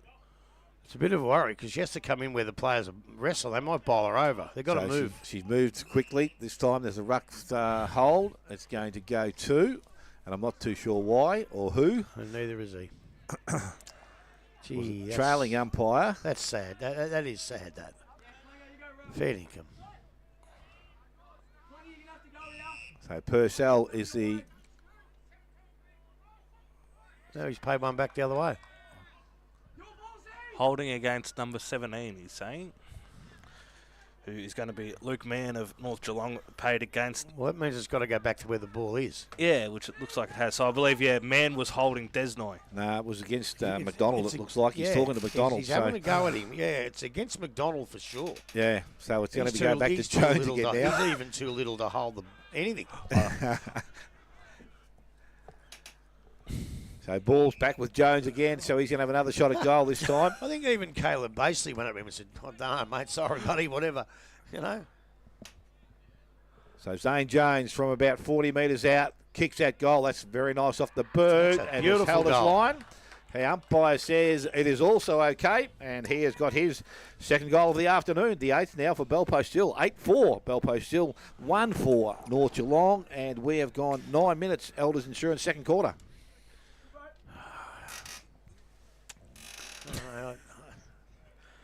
I just don't like to say, but it's a blight on the game. I had no idea. They've picked a free kick out from 30 metres back, but no one knew. And then before he could kick it, he's picked another one from 30 metres away again, and no one sort of know what's going on. And to be quite honest, right, little bits and pieces like that, just bloody will leave the game alone and let them play football. Because there's a couple of free kicks there that no one knew what the hell was going on. So just leave those little ones. Keep yourself out of the game and let the players play. That's all I'm saying. I think I'm moving better than Timmy Barton at the Yeah, moment. he That's described saying him, something. didn't he? So ball from the ruck contest. Davis had a second go at it. Comes out. Clancy tried to tap it ahead, but it's in the hands of Swennerson now. Left boot goes back into their half-forward line. They need to find something. Handball's good. Goes to Jackson Jewell. Steps back inside. Oh, high tackle. Had to be. I saw that one. Umpire was correct. He's going to get up and go. Looks to go long into their forward line. Delivers the ball to the goal square. Mark required. Standing in the ground. Belpo still able to push the ball back, but Parker read it nicely off the contest and has got his first goal of the afternoon. And to say the least, a very much needed one for North Geelong. They're 2-4. They are now trailing Belpo still on 8-4. And we have gone just over 10 minutes, Elders Insurance, second quarter. And that's exactly what North need to do. Go hard for the ball, get there first. There was a free kick in there, paid brilliantly, bang, go, get it down quick, and use the experience of Parker, who read the ball like he's done it for all his life, which he absolutely has, and puts a nice through easy goal. And that's what they have to do. They can't afford this little back and forth and getting in under packs and everything because the ball goes nowhere. As soon as they get the ball and run it, they are a dangerous football side. If they had the marking options down there, Grub would be all right, but they haven't got one of those. Well, at this even stage. if they haven't, at No. least they've got blokes Yeah, like Parker at the feet. Got some if options if now. they get it in quickly. Yep. So back in the centre now, Mackay and Davis about to go up.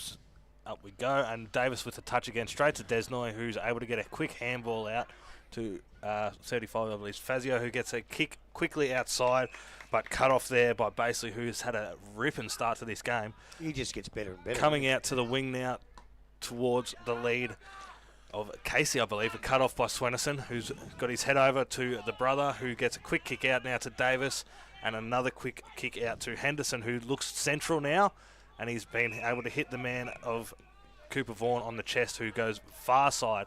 So a big cross here, but almost turned it over and has really working themselves into trouble. Sammy Reynolds able to clean up there and get it back to Dylan Fisher, who's gone back over to that far side. It's the best game I've seen Sammy Reynolds play. Yeah, been good. Been able to get around the ground a lot. I'm not too sure who that is, but he's gone inside 50 now, and we're going to have Habib, and it's knocked out the back towards the Belpost Hill defender, who gets it to Yates, who has been tackled and spilled out now. Parker's got it at the 50 line, kicked it inside towards Fazio, but cut off there by the Belpost Hill defender, who now looks to come back to this wing and clear it well and truly outside. Davis there lines up with Tom Bryans trying to get the mark over the back. So now we're swinging back towards the North Geelong goals with Kaya Henderson moving it forward, and Damien Fazio has got it now about 60 metres out, looking at his options in the forward line as brother John comes out, but he's cut off again by the Belpost Hill defender. Chop the arms. That defender you're talking about coming at the back, that was basically back there again, I reckon. Could well have been. It was. As he gets another kick, might get leather poisoning by the end of the day. Cooper Vaughan takes the mark out on the far side. I believe it's Cleary, is it, with him out there, who's now come back into Sammy Reynolds, who has also been seeing quite a bit of the ball. He's going to look forward now into... they're just getting cut off again there, was Damien Fazio. So now it's back to Belpost Hill, moving forward again to Flacavento, but the wind luck. might have got a hand on that one as well and has pushed it inside now towards Purcell, to Henderson on the outside, to Swenison, towards Desnoy down the ground, has just stayed in right in front of the Belpost Hill bench. He looks at his options. He's got Habib pushing out of the 50, That's but a mark. it's been cut off there. That's actually a mark. It is a isn't it? mark Cool, by so Sam Sam Quinn. Who goes to Davis, who goes to Whitney, and back to Quinn, who's got quite a bit of contact there from Fisher to Fazio. Now rolling forward in the hands of Swenison, who breaks through a tackle, shows his strength there and gets it forward again, but cut off in front of Fazio once again by the Bowie Belpost Hill McNamara, defence isn't it? of Yeah, Bowie Bowie McNamara. Comes out to the cricket pitch this time to Lukey Mann and has now slowed the ball down a bit and is going to go back again to Whitney, I believe, who's going to go more central and see if they can move it through the guts this time. He's left it way too late, and he's come slowly forward into the middle now to Basely, who's been surrounded by North Geelong players and wrapped up just this side of the centre line, right on the wing here. So we are 15 minutes into the Elders second quarter now. Righto, American ruck with Davis. Up they go. Big Davis has got good position, gets the ball out towards Desnoy. Desnoy on the left boot. He's looking further afield. That could be a Fazio or a Bitch, and Bib got it. Go back to Desnoy, who run down well. A beautiful pass up in the forward line. And now that's better North Geelong play. That goes to Luke Parker, who's probably never out of distance. Goes for a shock and pass. It's going to come off. They get it back towards the centre half forward position. Jewel lines up, goes bang and misses. What a chance for a goal there for North Geelong. They did almost everything right. Lukey Parker, you don't see him kick like that much. And they move on now to 2-5-17, trailing Belpost Hill 52. And what score were we on the second quarter? Elders Insurance. The Elders Insurance has none better. Godwin. Is that Godwin? Yep. Decides to run out of the square. Kicks it out towards the half-back flank. All waiting on his own out there is, give me a hand, boys. Flacavento puts it up towards the wing positions too high. And a good mark there will go to North Geelong. Purcell. I think it's Jordan Purcell. He's out on the wing now. Purcell takes a few more steps back. He's taking his time. Wants a bit of precision and almost gets it. It comes down towards the forward line. Both boys get there at the same time. Ball hits the deck. And umpire says, give it to me. It's not going anywhere. And I think Smitty might have a bit of a crack at this because it's just getting a little bit too far away from me, Dale. Thought you went in the binoculars by now, mate. I was going all right, Yeah, but they just got further and further. So the ball from there, ruck contest. Davis, quick beat over the top, goes back towards McNamara, picks it up, can't get a clean kick on the ball. Belpost still trying to work the ball out, but it's North Geelong who keep forcing the ball forward. Unfortunately, it's gone underneath the contest. Umpire said not coming out. Let's have it back. So 25 out from goal. North Geelong, another opportunity. They've had a couple in this quarter. Ball kicked out of the air, goes back towards the goal square, picked up Jewel and standing his ground at the back line, and it's been pushed over. So a rush behind to North Geelong. So they move now to 2-6, 8-4 Belpost Hill. Godwin again doing the kicking in duties from that full-back position. So Godwin's now been called to play on, and he does so and goes out wide. Basically had it. He lost it, didn't he? Yeah, Henderson read that nicely, and he's going to put the ball back into their half-forward line. A little kick goes out wide, looking towards Fazio. Doesn't take the mark. Ball now at ground level. Man goes back. He's got some support, though. Picked up out there. Whitney once again on the left boot. Goes back towards centre wing. Basely slips in. Takes the mark. Basely now has got the ball. Defensive side of centre wing for Belpost Hill. Decides to go longer in the Flacavento. Oh, that's nice. Picked up there by Edwards. Edwards handballs back inside. Running player coming through there is Wilson. Handballs up over Good the top. side, Jones Irene. into the goal square, and he has goal number 3. This is Zane Jones this time. And he's got the third and the ninth now for Belpost Hill. 9-4 Belpost Hill. They lead North Geelong on 2-6. 17 minutes gone. Elders Insurance second quarter. Well, I tell you, at 1 minute, you'd very, very rarely see somebody outread the ball on Caleb Basely. And Henderson did that, but the ball came back a couple of seconds later, and you could see in his eyes there's no way that Caleb Basely was going to let that happen again. He read it well. He kicked it beautifully. Brilliantly rove by, I think it was Edwards running down there. Over the top, Joe the Goose. Good night, Irene. Beautiful football. And it gives them that break again. And I tell you what, they're playing really, really good football, Belpost Hill. It's the best I've seen them play for the year. So we're coming back into the middle now. Umpire has the ball. It's going to be Merrick and Davis in the ruck contest. Just waiting for everyone to take their positions. And up we go. So we've got Davis and Merrick in the ruck. The main battle. Merrick gets the tap forward now. It's jumped on. Didn't mean to, but it's a free. So we've got a free kick against Whitney. Oh, it's going the other way. It's only got under his legs. To Davis from Whitney. So Davis has gone quickly to Swenison, who's come out further now to Smith. Gets the kick forward. Just not quite hitting their targets in the forward line. So 3 points of difference out of an kick. Mark taken there by the bell post hill defender. He's kicked it up the wing. I've lost it behind Brad there, but I believe it's Merrick who has the ball there. The number 2 from Brad. So he's gone long down the line now. So a contest here, and we're going to have Reynolds, and Reynolds has picked it up there. So it was going to be Reynolds and Wilson there who had that contest. Is there prior there? There was absolutely no prior whatsoever from what I saw. I must admit, he grabbed the ball. I know he held on it for a long time while he was tackled, but he had no chance to get it out. I think that's a ball up. I really do. So Wilson has got the free kick here. Keep an eye out here for a lead because he's going to be kicking from 55, 56, I'd say here, if it's a true 50. Reynolds is standing right on the 50-metre line. Remember, the wind is going to the right-hand corner. Whitney does the fake run around the back to see if he could get a touch, but he's gone the big kick here. He's kicked it the right side. That wind has pushed it all the way across the goal face from the left point to the right point. And it's gone through for a behind there for Lachlan Wilson. He kicked it to the right spot, to the left-hand side, but the wind brought it back even further. He needed to go a bit wider. So we've got Fisher now ready to kick it in. We've got the 2 huddles here, one at centre half and one at almost in the centre. He's going to run the ball straight out to that far side. It's been cut off there. Not sure who that player is. I haven't seen a number as yet, but it was cut off straight away from Fisher. I reckon it might be Felix Jones. Number 4 it is. Yes, Felix Jones now. So again, he'll be kicking from probably right on the 50 with Bryce Brockenshaw on the mark, probably 5 metres in from that 50 line. Any wisdom from the last one, he's going to put it well into the left point and see how much this wind does, because it is blowing a gale out there at the moment. But as he runs in and puts it on the boot, from right on 50, it might not make. It has made the range, and he has put it straight through the centre. Fantastic kick there, Grubby. And it was, and actually it's on the Elders IXL scoreboard. I do take it.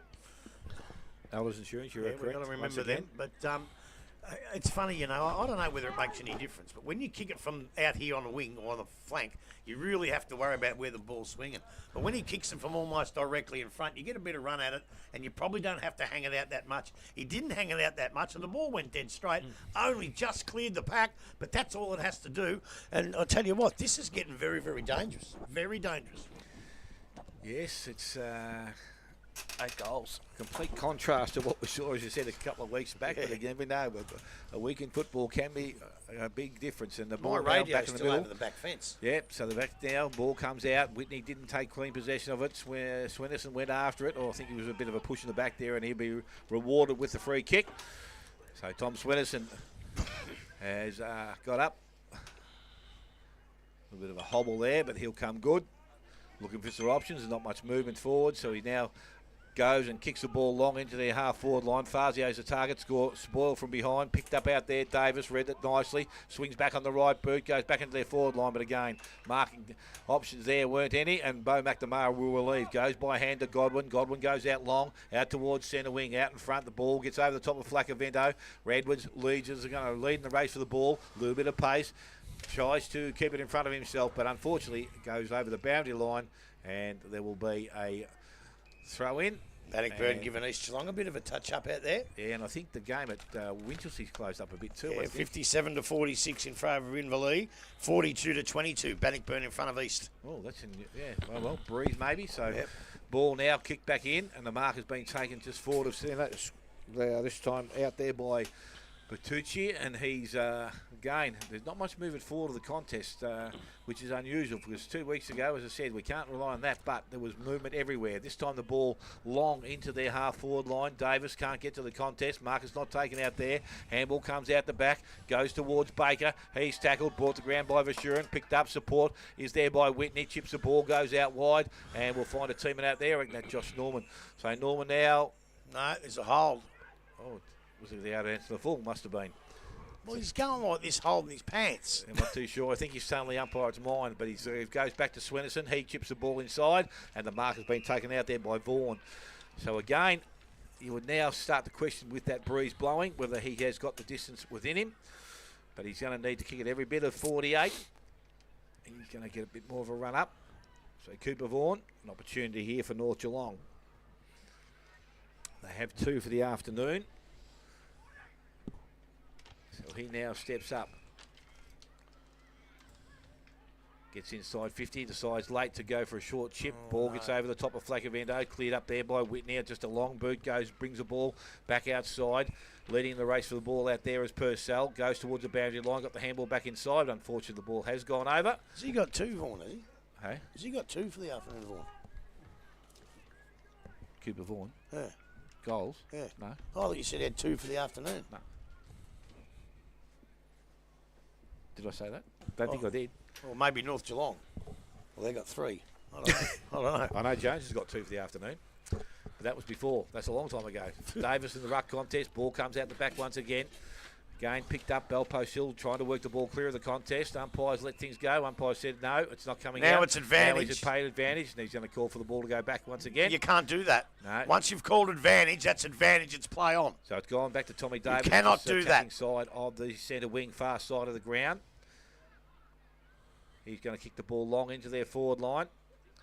He's going to just get inside forward 50. Yates stands under it. Marcus not taken out there. Ball comes to ground. Vashurin over the top of it. Was taken high by the umpire, so he's going to be awarded with a free kick inside a defensive 50. A little chip sideways is good. Bryans, I think it is out there at the moment with the ball. He plays on now and kicks towards centre wing. Players making good ground. Norman just tails that ball above the ground, but the umpire said no, it hit the ground. And there was going to be a ball up which will take place far side, centre wing. 25, almost 26 gone. It's Bell Post Hill, 10-5. North Geelong, 2-6. The way they've been paying them, that was nearly, once he didn't mark it, over the ball for holding the ball nearly. So Davis and Merrick on the far side gets the handball. It looks like this one's going to go. Possibly. Another 50 on it? Oh, I'm running out of money, Grub. But it's just being played around that far side, and it's going to be held up, and we're going to get a throw up. So these Davis and Mackay this time, sorry. So Davis and Mackay get the hit. Goes towards North Geelong of Swenson now with the clearing handball through looking forward. And who's coming out? We've got number 44 of Jordan Bertucci, who has had a few touches up in the forward line, but it's getting that far side with that wind's going to be a hard angle. Looks into the forward pocket and finds Mitch Habib leading on a very tight angle, probably 25 metres out. He is looking central. So let's see what he wants to do with this one here. Slowing down now. He tends to be able to do the unusual, Mitch. Slowing down and weighing. It looks like he is going to go for it now. Oh, no, he's gone the short kick. Beautiful kick too. Straight to Jewell. Opens up that angle, possibly about the same distance. Probably still 20, 25 out, but on a much better angle now. So Jackson Jewell is going to take the kick for North Geelong here as we are 27 minutes into the Elders Insurance second quarter. As he walks in, puts it on the boot. Umpire goes slightly to the left, but that one has gone through the middle for 6 points. So we're going to have North Geelong on 3 goals, 6-24. Plays Bell Post Hill, 10 goals, 5-65. On the Elders Insurance second quarter. 2 really, really good kicks. Good passes, good leads, but the second one, Bell Post Hill didn't have a player up here. They had plenty of players down there. When a bloke's on the boundary line, when you've got so many players up in your back line, there should be an angle you watch and say, right, there's where the hole's going to be if anyone's going to lead. Someone should have been standing in that hole. There was none, and it made it a good kick and an easy mark. But a bell post hill defender or an on-baller should have been standing where he thought that hole was going to be. There's not many other places it can be, and that could have prevented that. But well played, North. So Merrick back on the ruck. This time the ball comes out. Little quick kick by Chirkop. Goes forward. Again, Jones now leads in the race for the ball in front of Fisher. Taps it along a bit further. Went after it again. Got the favourable bounce on the right boot. Puts the ball back into their half-forward line. His brother comes out. Can't take the mark, and that was Jones I'm talking. Purcell did. Picked it up into the hands of Swenison. Handballs over the top. Outside to Fisher on the left boot. Kicks along the boundary line. Desnoy maybe just inside. No. Out in the full. Desnoy outside the boundary line. Mark has not been, it's been taken, but ball will be handed back to Caleb Baseley. So Baseley now is now going to deliver the ball back into their half-forward line. Mark out in front. Flacavento, good hand, has taken the mark. And again, from here, he's got to kick back into that breeze. So he needs another a option, tough I would kick, think. that. No. And that was really good pressure by Zach Swenison, but he just couldn't stop him. He did everything right, but he just couldn't stop him because he had the front position. That's what you got to have. So Brian standing by himself inside 50 here, but Flacavento hasn't seen him as yet. He steps in now, kicks towards goal. He's got some good coverage on it. I'll tell you what, it's not a bad effort, but he's just brought it up Just a little held bit up, short. isn't it? And through for a minor score. So a bell post hill now, 10-6. And North Geelong 3 goals 6, 29 gone. Elders Insurance second quarter. North Geelong, as we said, with some work to do. Jordan Purcell's going to do the kicking in duties from that position at fullback. Their huddles haven't changed in their whole course of the first half, and they go looking for some options. Purcell runs and carries. Desnoy was going to be the target. Unfortunately, the kick went inside. Henderson didn't take the mark. Chirkop works hard, ground level, pushes it through towards Baseley. He's tackled, got the handle outside to Flacavento. Little boot into the half-forward line. It's picked up by Zach Swenison. Had it, lost it, went after it again. Dives on top of it. Now, what will the umpire do here? The umpire said it's going to be a ball up. And that's going to be probably the correct way to because do he it. rolled over on his back, they've decided to. If he had stayed on top of it, in danger. But he played it well, Zach Swenison, then. Although he possibly should have got it out a second earlier. So umpire now just throwing the ball up. Front position held by Merrick, but it's Davis up over the top. Chirkop had it, went to the hands of Desnoy. Came out of the contest. He was tackled without the ball. High, said the umpire. Free kick will go to Rory Desnoy. And again, right on forward 50. Looks back into the middle of the ground. Dangerous looking kick. Went looking for. Will find his teammate in Vaughan, but Vaughan couldn't pick it up. Has a chance now to do or correct that. Went after it, and he has been trapped with the ball. Umpire will come in. So late in the second quarter. A nice lead being held here. Someone's been decked behind the play here.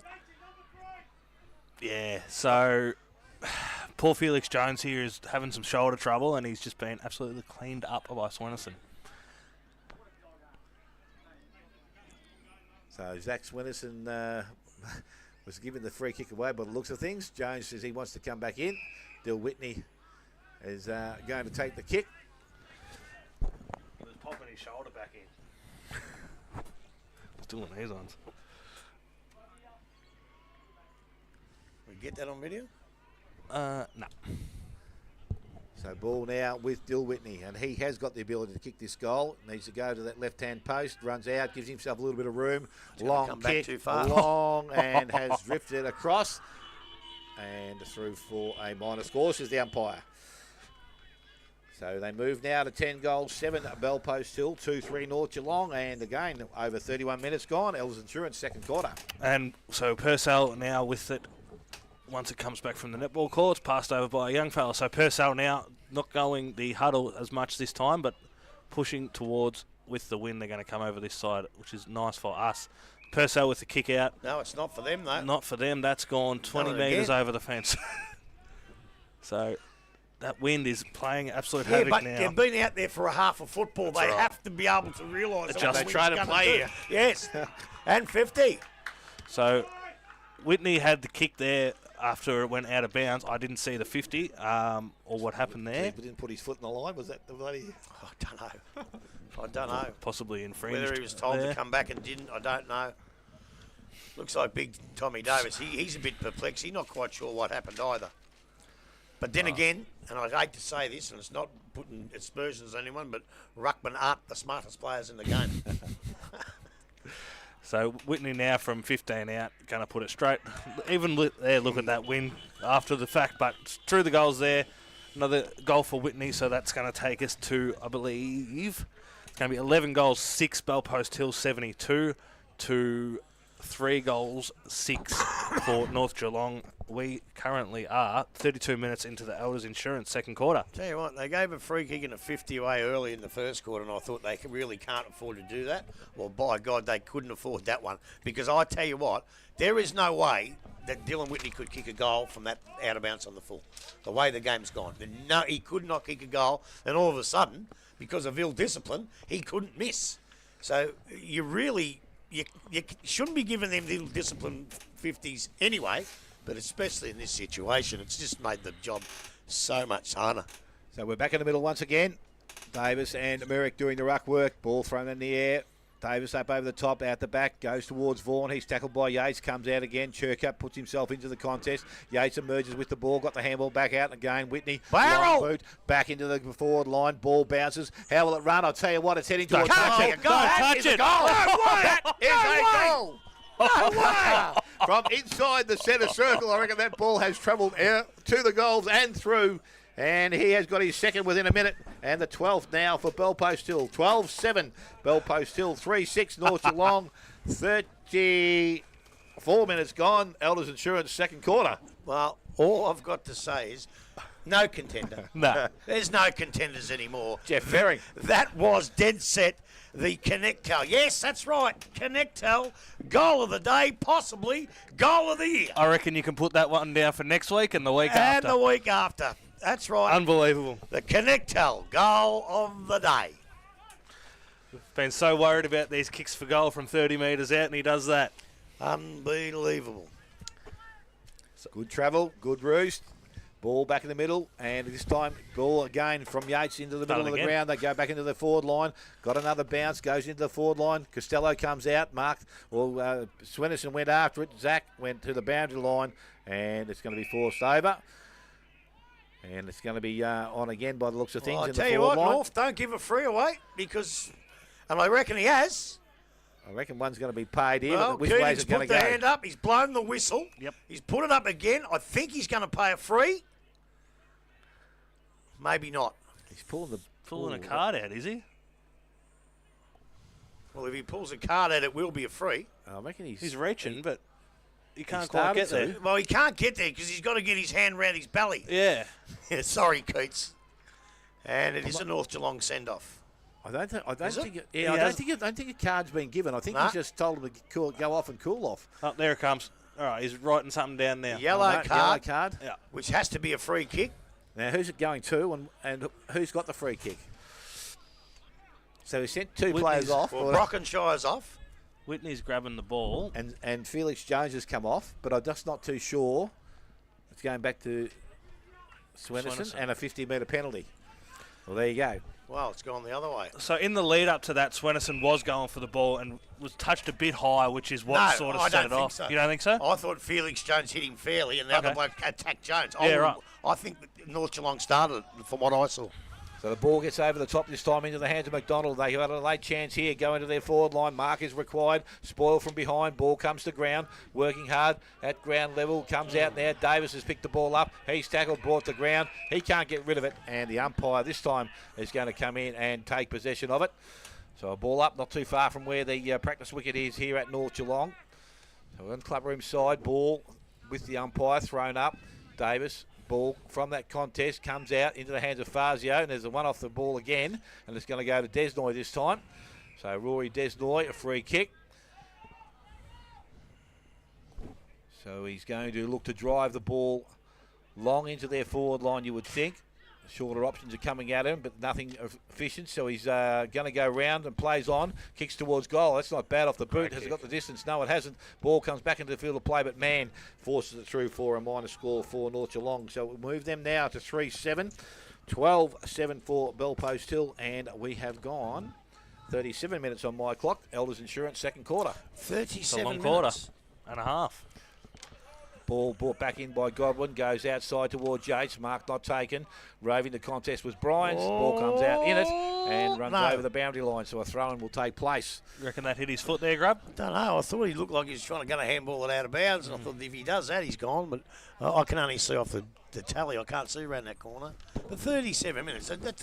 What's going on? Up too short. Ball thrown back in. Umpire Davis front position. Ball comes down. Desnoy through the contest once again. Got out the other side. Handball comes out, but only as far as man. Whitney, a little kick round the corner. Called a play on now. Not 15. Play on as a siren sounds. And the second quarter here at North Geelong, which will see Belpost Hill lead 12-7. And North Geelong on 3-7. Goal kickers this stage of the day. Parker, Jewell and Tommy Swinnerson for the North Geelong side, and for Belpost Hill. 3 to Zane Jones, 2 each to Felix Jones and Whitney, 1 each to Flacavento, and that is Jordan, Basley, Costello, Chirkop and Edwards. Take a short break, come back and we'll look forward to what Grubby's got to say and happened here in the first half and see some scores from around the ground. You're listening to 94.7 The Pulse, your home of local football. David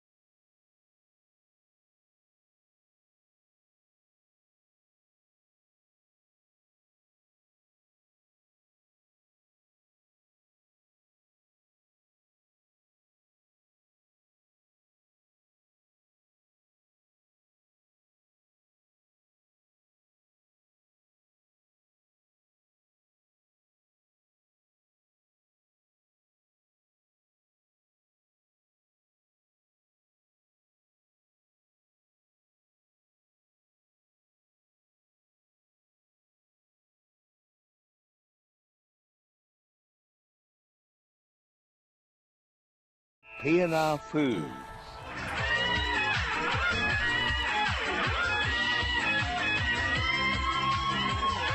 Yeah, welcome back, and the players are moving quickly to their respective positions, but just some scores from around the ground at this stage.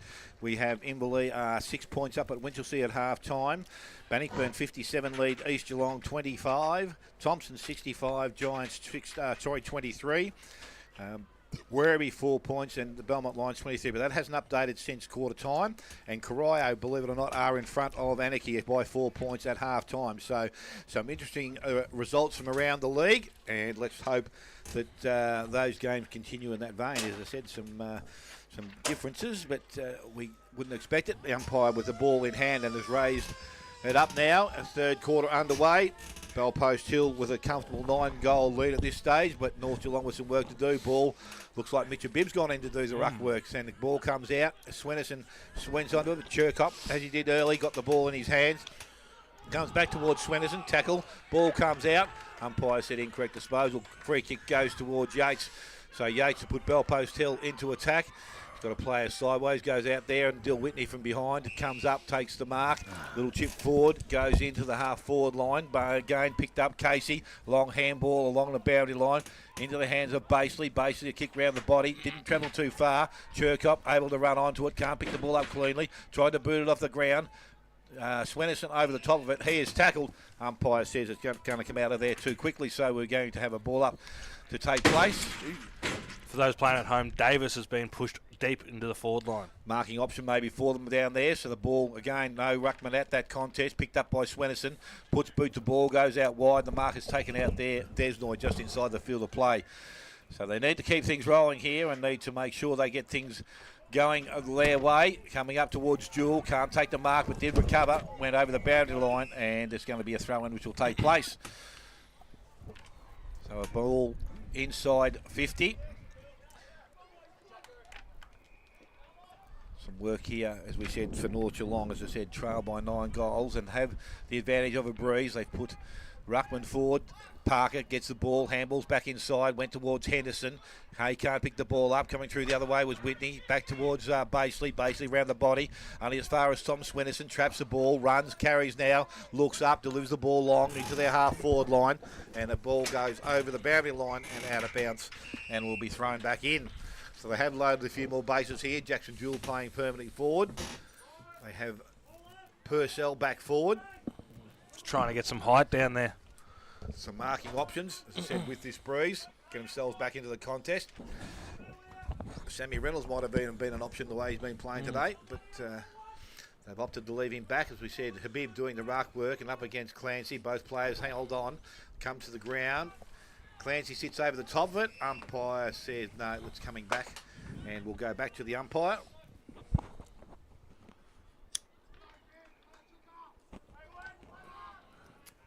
So Clancy and Habib doing the work once again. Habib over the top, knocks the ball forward. As far as Parker, he can't pick the ball up. It's picked up there by McNamara, tips it around the boundary line, picked up by Casey. Ball and player go over the boundary line, and there's going to be another throw-in which will take place. So this time outside there, 50. We're talking North Geelong's attacking end and clubroom side of the ground, the ball. Thrown back in, ball from that contest, goes towards Desnoy, but again, Whitney's there, hands to Churchcott. He kicks back towards centre wing. Casey wants to see the ball over the boundary line. Zach Sweaterson will take it and collect it and go over. And another ball in to take place, true centre wing, right in front of where we sit here.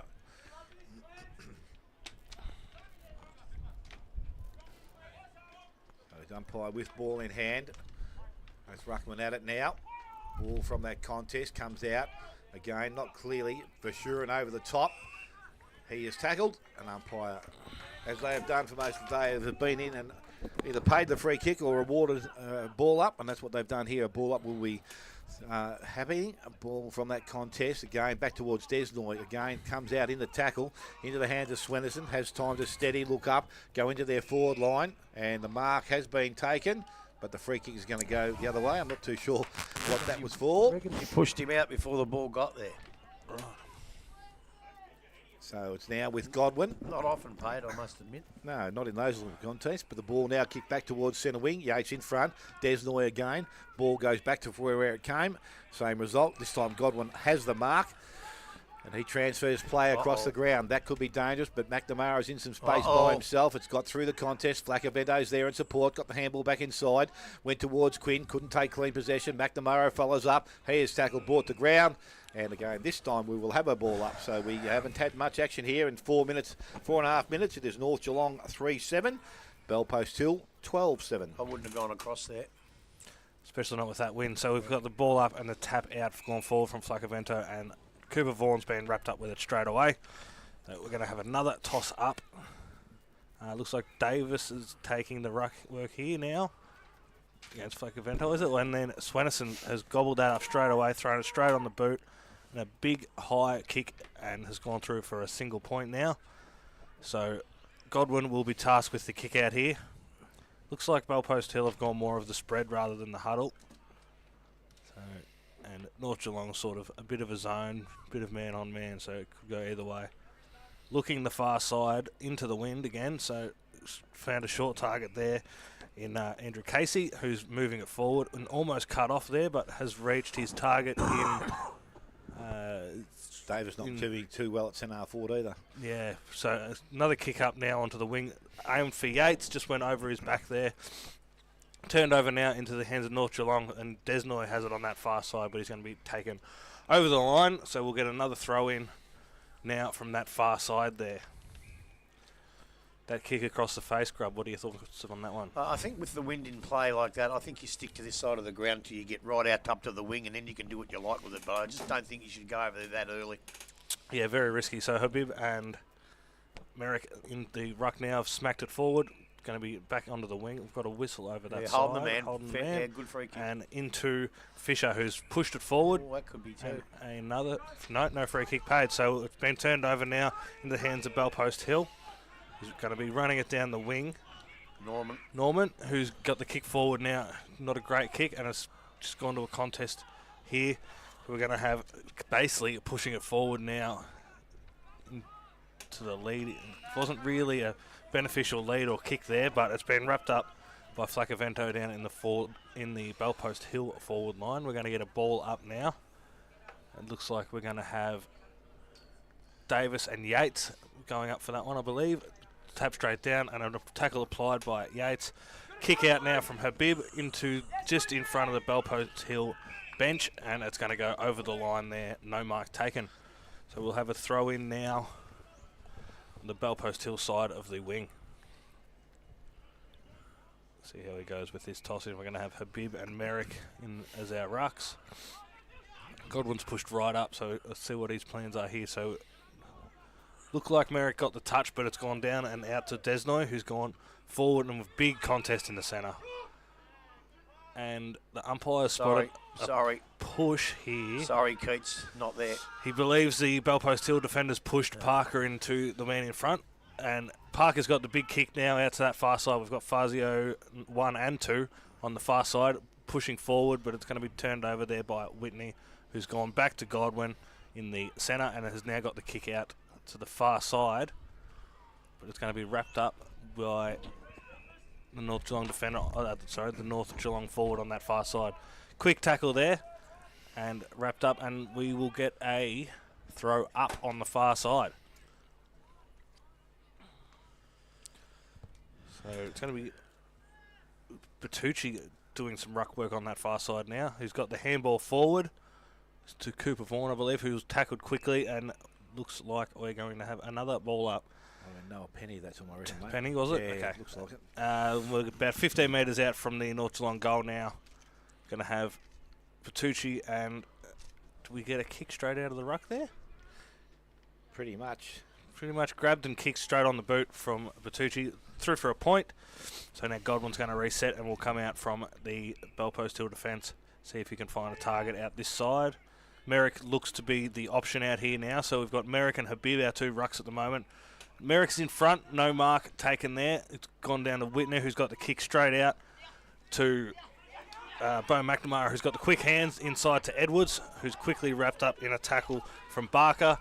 Turned over back to Sam Reynolds, who gets the kick forward now to Swennerson, who's looking at his targets forward.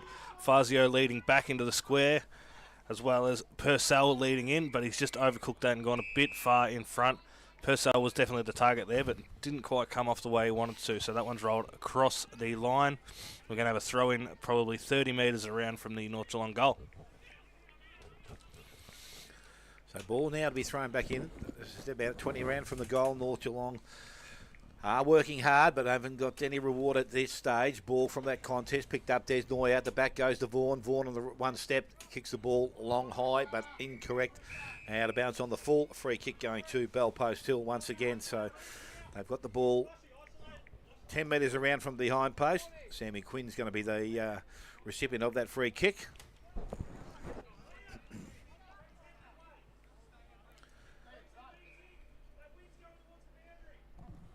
So Quinn now with ball in hand. Short option along the boundary line. A little bit too much on it. Over the top of Godwin. The mark has been taken out there by Bertucci once again. So Bertucci again from that position. It's a tough kick.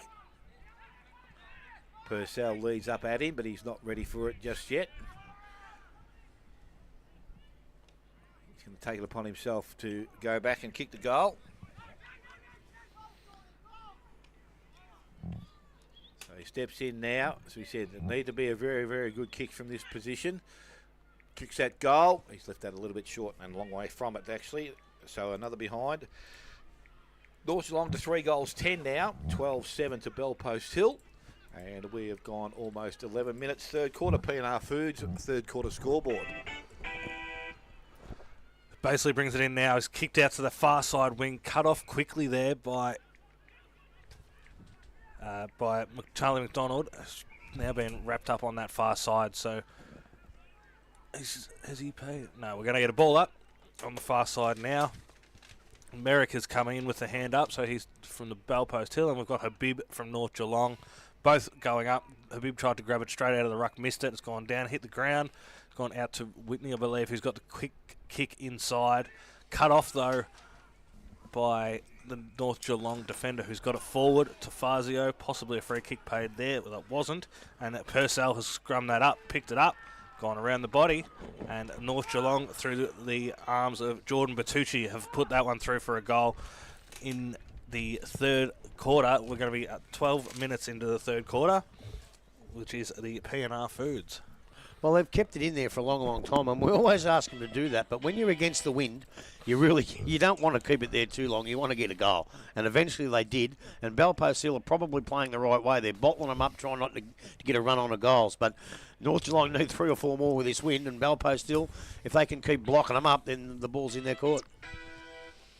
I'll see if I can get a Werribee score in a minute. Yeah, no, that's one that hadn't updated at half time. So we're just waiting now. Umpire has ball back in hand in the middle of the ground. Mitchell Bibb doing the ruck, as we said early on, up against Liam Merrick. So a big ask here. Ball thrown up. Bibb has actually got over the top there, goes into the hands of Jewell, tries to get himself through the contest, able to do so. Little boot goes sideways, coming across. Mark is taken out there by Basely. Options outside, goes back towards Whitney now on the left boot. Little stab kick goes into the half-forward line. Norman, good clean pick-up. Went back to Jones. So actually it wasn't, it was McNamara. He got the handball away, tackles a player in front of him, and the umpire's going to call for it back now. So it's going to be just outside forward 50. Interesting to see how long Habib can jump. Thrown back up once again. Ruck contest. I reckon he had his hands on that one again. Went back after the ball. Got through. Now there's a free kick being given. The free kick is going to go to North Geelong. And we think it's going to go to Mitchell Bibb. So he will take the free kick. Actually, it's not. It's going to go to Jackson Jewell, is he? He's lying on the ground. Just waiting for him to get up. Clear the area. Umpire said now it's okay. No, it's not. Going to get back to Jackson Jewell. So Jewell now, ball, half back line for North Geelong. A few chances here, little short kick is okay. Bertucci comes up and takes the mark. Plays on now. Kicks longer, goes into their half-forward line. Penny's out the back, can't take the mark. Ball at ground level. Had Desnoy running past, over the top to Henderson. Henderson over the top this side of Desnoy. Goes back outside to Henderson. Chips the ball over the top. Chipped the ball nicely. Great now it's a mark and or goal. Purcell has taken it in the goal square, and he can go back and look at his first goal. So Jordan Purcell from right on the goal line. Steps in and kicks the goal. So they have the second of the quarter. They move now North Geelong to 5-10. They trail Belpost still on 12 goals 7. And we have gone almost 14 and a half minutes. P&R Foods third quarter. Well, he did that very, very well, North Geelong. And Noah Penny showed a bit of pace, a bit of toe, and he got around. He created that goal. And North Geelong doing what they've got to do, but they've got to do a bit quicker and a little bit more of it to get back in this game. And the score, Werribee 32, Belmont 49. So I don't know what's happening with the one coming through down there. Hopefully they can fix that up so I don't have to ring everybody. I mean, Mitchell's ringing up saying, what's the score? I don't know. I'm not there. So Bibb just came over to the boundary line, had a chat to Riccardi, and was sent straight back to the middle. Righto. So up he goes again against Mackay now. So he's got the new opponent. He didn't get the touch on that one. Mackay had definitely got the winning touch there, but it's gone down to no one really. Finally cleared out by Belpost Hill. It's gone forward now into the hands of Josh Norman, who's gone quickly forward up the front. Cut off now by Swennerson, who's got the quick hands over to Cleary, and the big boot out, who's been disposed of out there and turned back over to Belpost Hill. Handball out towards Yates, and he's in tow of that ball now, but he's been pushed in the back. I thought he went to ground himself, but anyway, umpire's a lot closer. So umpire's gone with a push in the back there to Yates, so he's got the ball probably 90 out, almost in the centre. He's gone the quick little kick over top back to Cleary, I believe, who's going to weigh up his options now on the far side, see where he can come inside. He does have a few over this Cherkop over here waiting, but he's gone hard and central. He's pushed it forward to Luke Mann, and then it's come back out. It's just dawdling between that 40-50 metre line, which has gone back to to Belpost Hill and been tackled. Now out in the hands of Kaya Henderson on the far wing, who's going to take a few steps before delivering a kick up towards Desnoy and Fazio. Fazio out the back, the big tackle there, and paid high. So Desnoy has no, they've called it back.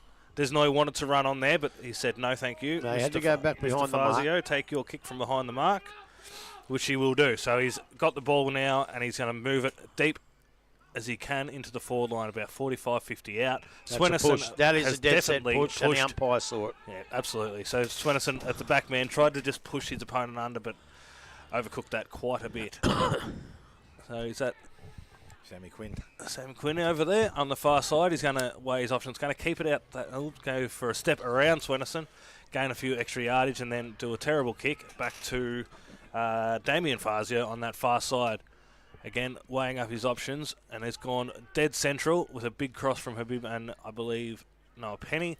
Now we've got Geordie Purcell pushing hard onto our wing against Basely over here. So Basely's got the ball, quickly turned around, weighed up his options, and just booted it up the wing towards no one really. But now we're going to have Smith taking that and sending it forward again. This time, though, Wynn getting the better of him and has taken it across the line. So from the back pocket, looks like we have Dylan Godwin, to reassess and see if he wants to slow it down or cross it. He does not. He's gone straight up that wing side over the head of Andrew Casey, and now Edwards has it. He's gone pushing forward and centering slightly into the arms of Sammy Reynolds, though. Was able to get a quick kick forward through to Damien Fazio in through the centre now for North Geelong. And trouble, I think. Yes, yeah, I he did believe take so. a step. Petrucci wrapped up, looking for the hands. It was gone forward now. Oh, here's a go. Josh Norman has got a paddock. He's got 15, 20 metres, 1 bounce, 2 bounce, 3 bounce, 4 bounces. He's overdone the bounces. Oh, he nearly buggered it up, Joshy. So he's running in from 50. He's taken his 3rd and 4th bounce, and it went a bit sideways. Nearly got away from him, Grub.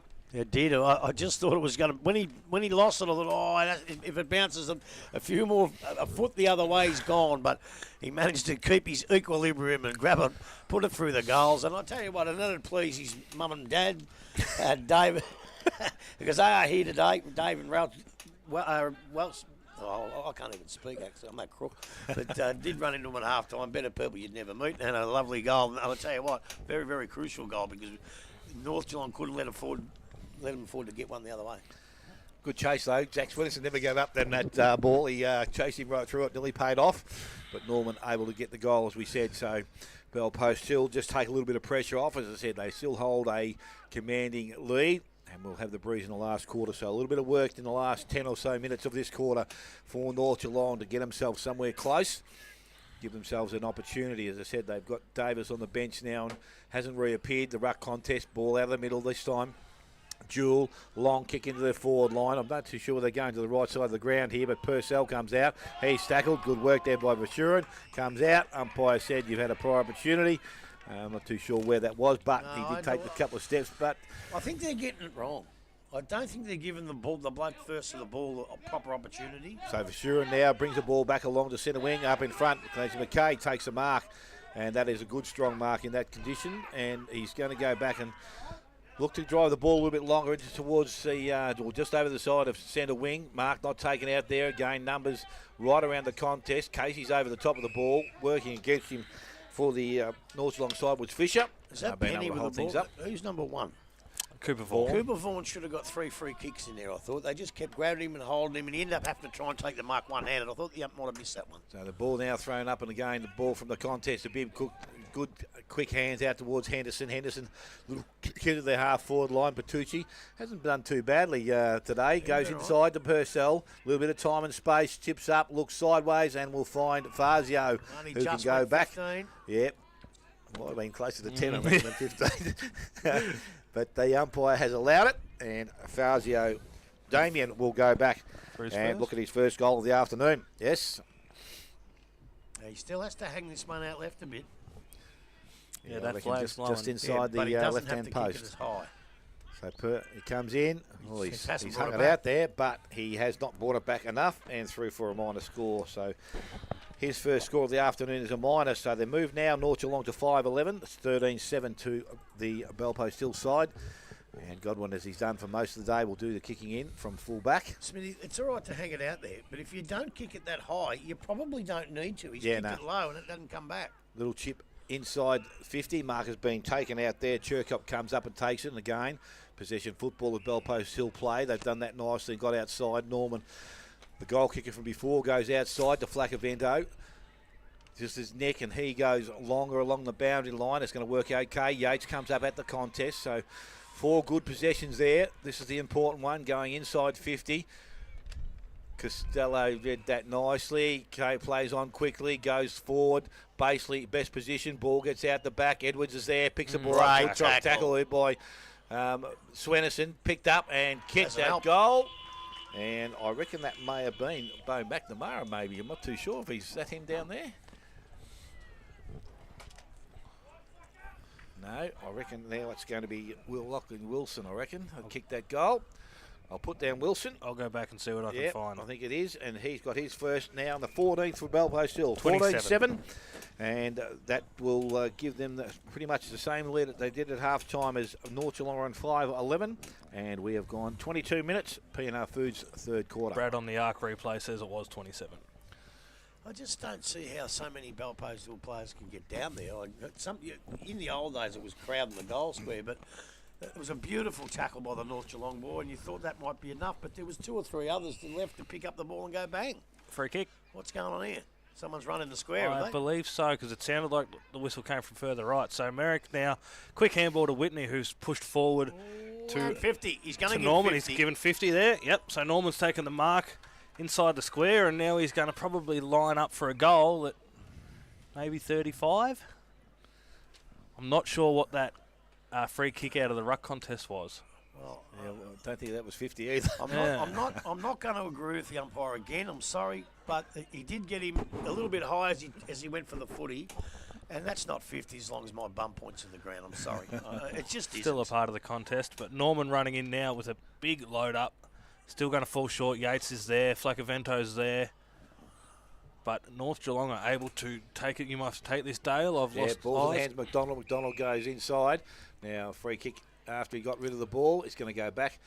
So McDonald will be the recipient. And now there's 50 metres given because the ball not going back to the player when it was asked for. I'm not too sure. I'm not too sure the Vaughan was even the recipient of the free kick, so I'm not too sure why he's getting the 50 metres in the ball. But ball goes longer now into the forward line. Fazio comes across the front of the pack and takes a mark. This is John, and he can go back and look at his first goal of the afternoon. Geez, they've been well held, the Fazio boys, haven't they? Yeah, you know. John's been good for his 2 or 3 every week. I reckon you pick up the paper and he's done that. But today, probably nearly close to one of his first or 2 possessions of the game, I think. So, an important kick at goal here for him. So Fazio comes in with a bit of staggered approach, kicks the goal, and he's going to put it in a position to where his brother did, and it's going to be forced through for a minor score. So they've had some opportunities. They've kicked 2 goals, 5 in this quarter. They moved to 5-12, but they trail Belpost Hill on 14 goals, 7, and 25 minutes have gone. P&R Foods third quarter. Godwin to bring it out now is going to come to this close side. Jones is going to be the target. No, he's not. It's gone a bit further. That's a good mark. It's gone a bit further. We've got a bit of Russell tussle here. And 50. 50. Geez, hot on them. I could have read that coming. Basically, we got the mark in the end there. Look, there's not much in them, right? But now that Timmy's paying them that way, you've got to play to the umpire and not touch them at all. Yeah. Oh, Another 50. Another 50. God, jeez. I agree with Tommy Sweaterson there. He's bouncing the ball. Yeah, the umpire had one pulled over him there. Basically, he's running forward and he's bouncing the ball, having a play with it. He then grabbed the ball and looked like he was going to take a few steps to the right. And, Yeah, but the rule says once you get there, he's got to call stand and not move, and so he's got the rule right. I don't know the Another 50 from the bench, is it? Oh, no. The pass has been moved out, All right. and it's going to be, I think Norman's taken the mark, so he can go back and look at the ball. Go away. So Norman's lining up now. Tight angle, but probably 35 metres out. He's running in, and he's put it on the boot, and that is a curler. That is a beautiful goal.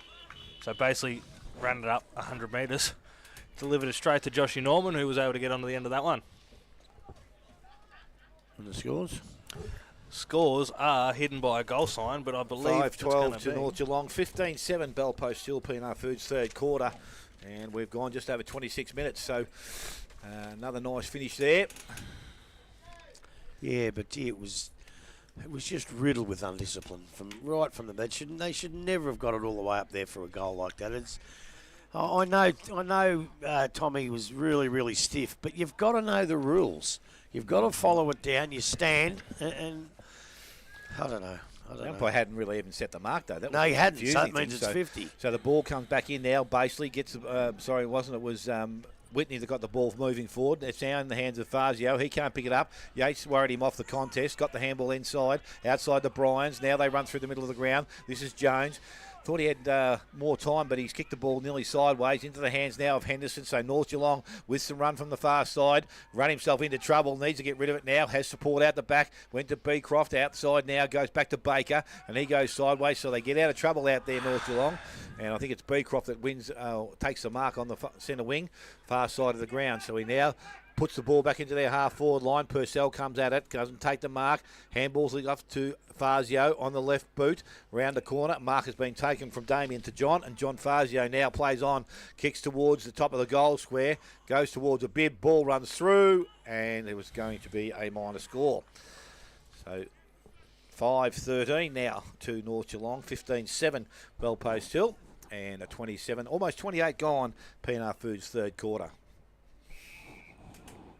Ball comes back in quickly. Basically gets the handball back from Yates. Goes outside. Went towards Mann on hands and knees. He couldn't take it.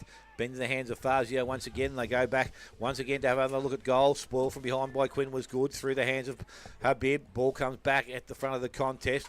Working hard was Clancy, but Swenison swoops on it. Handball's back inside. Bertucci, he can't take it cleanly. So they've got possession of it, but now have tackled. Ball is allowed to go on. Coming out again. Umpires permitted the ball to go towards Fazio. He goes back towards goal. And the ball has travelled across the face and through. No, it hasn't. It's out of bounds. Yeah. So a ball up will take place beside the behind post. What have you lost, mate? Lost my pen. It's all right. This one will do. Didn't hear it hit the ground. It's gone out the front. So throwing it in now. Oh, we've got it. What do we got? Central umpire is moving the boundary umpire around closer to the post. We're going in now. Parker and Mackay. Parker grabs it straight out of the ruck, puts it on the boot. Central ball now. Godwin and Habib have gone up for it. Sorry, Purcell. Godwin's got the touchdown and then has picked it up on the far side. Got the kick forward. Yates has kicked it off the ground again. Continued forward now through Henderson, who's been able to pick it up out on the far side, get the kick back inside. Goes past Desnoy into Godwin. Handball out to Parker. Kick off the boot, small little kick. It's gone out wide, has hit the arms of Tom Bryans, who's got a big kick now up to the wing. And Holding the man. Free kick for holding the man has been paid against Bellpost Hill. I'm not sure who's got that. Beecroft's got that kick in. Didn't hit his target there of Zach Butt does, and he's got the kick forward now, and we've got a big contest in the centre. Mackay nearly grabbed that at the front, but we've got the kick out now. It's back towards the 50-metre mark. Got Tom Bryans again with that clearing kick, not quite hitting his target, and wrapped up, and we're going to have a ball up just outside the forward 50 here. Smitty, the last couple of times, you reckon they haven't got the tall players up there. The last 3 times they've gone and they've kicked it 400 million miles in the air. You got to, it's not good enough. Sorry, Tom. You go ahead. So we've got the kick now forward into the forward line, centre half forward now. Got Swenison pushing out. We've got Charlie McDonald there, but we've got a Bellpost player wrapped up who just grabbed it. So as the pack unravels, we've got McDonald throwing the ball back to the umpire. We're going to have a throw up in the middle. It's going to be Bertucci and Mackay, I believe. Mackay with a big run through, and the tap out goes towards Baseley.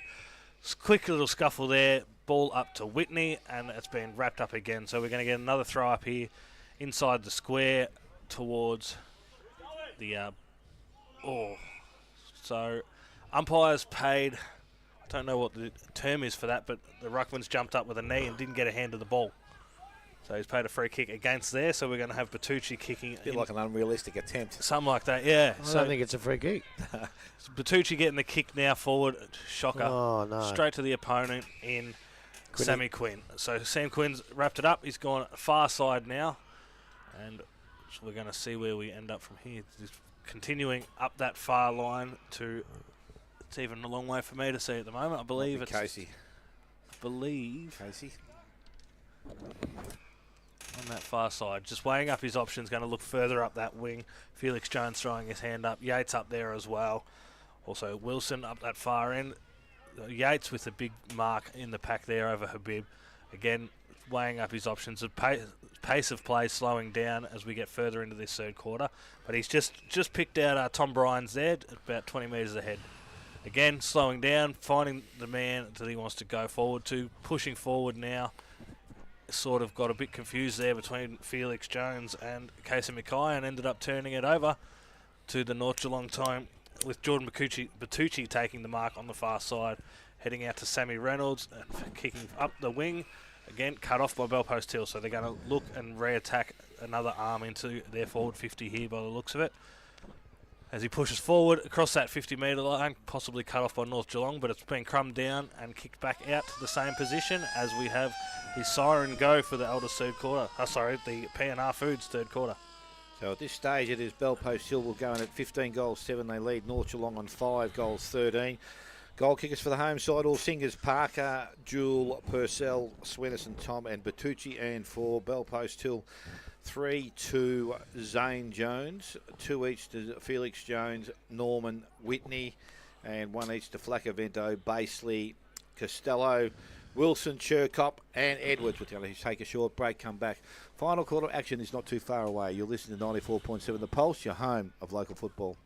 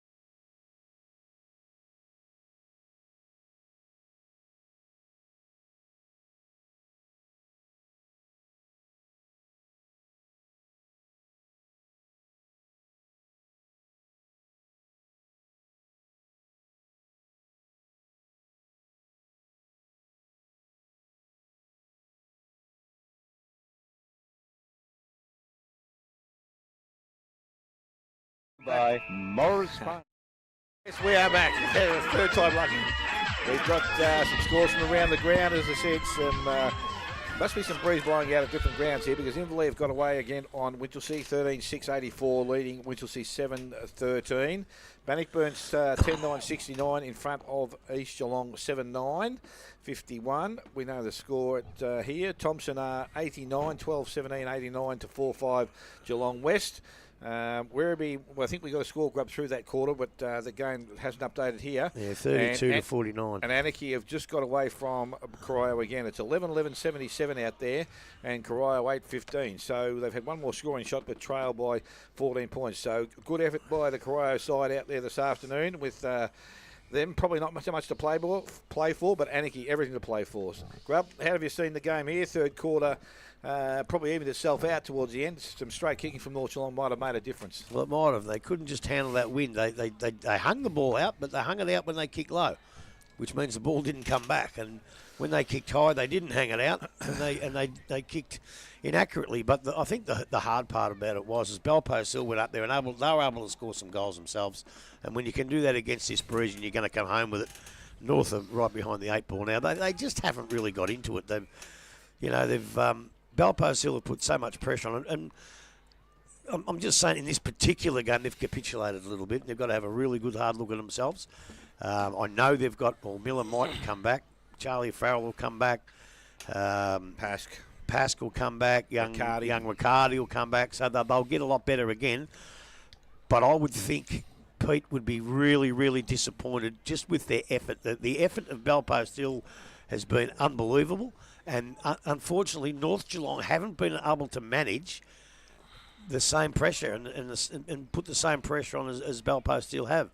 And they've just played a really, really solid game of football, Belpost Hill, and unfortunately North haven't. And it's that simple. Yes, no, they played 3 good quarters of football. Started well, defended the second quarter nicely, and then obviously in that third quarter, kicking into the breeze once again, were able just to halve the quarter. So something that you want to see your players do, so they can have everything to play for in the last quarter. As I said, cementing that place in that top 5 is important with some results going around the grounds at this stage. Will give them a bit of a boost. So some good work here. We spoke before the game, you wouldn't put this down as one of their wins for the next 4 or 5 games, but they've been able to manage that and at this stage have a comfortable 10-goal or roughly 10-goal breeze or lead, and kicking with the aid of a fairly solid breeze once you get out into it as well. So some work to be done here. North Geelong just want to win a quarter and probably win it quite easily just to go forward. They've got a break next week. All sides got a break next week. Split round. It is a split round, is it? 3 and 3. Oh, there you go. So that's what's happening next week. So we haven't got a week off, Grub. Bugger. Siren sounds to start the final quarter here at Keith Barclay Oval, and we have got umpire with ball in the air. Merrick up over the top, taps the ball forward, goes to Jones, handballs off to Yates, quick into their forward line, coming out. Mark not taken there by Norman at hands and knees, tried to feed the ball out, defended well by Fisher, got a kick down the ground a little bit further, but the mark has been taken by Vashurin, and Vashurin of Belpost Hill is going to put the ball quickly back into their forward line, goes high, didn't kick Cosy much of an opportunity there, sat it on top of his head, ball comes out the back now and goes towards teammate, or Cleary had the ball, and it has been forced across the boundary line and will be a throw-in which will take place. The ball, as I said, right beside the behind post. Umpire making his way down the ground now.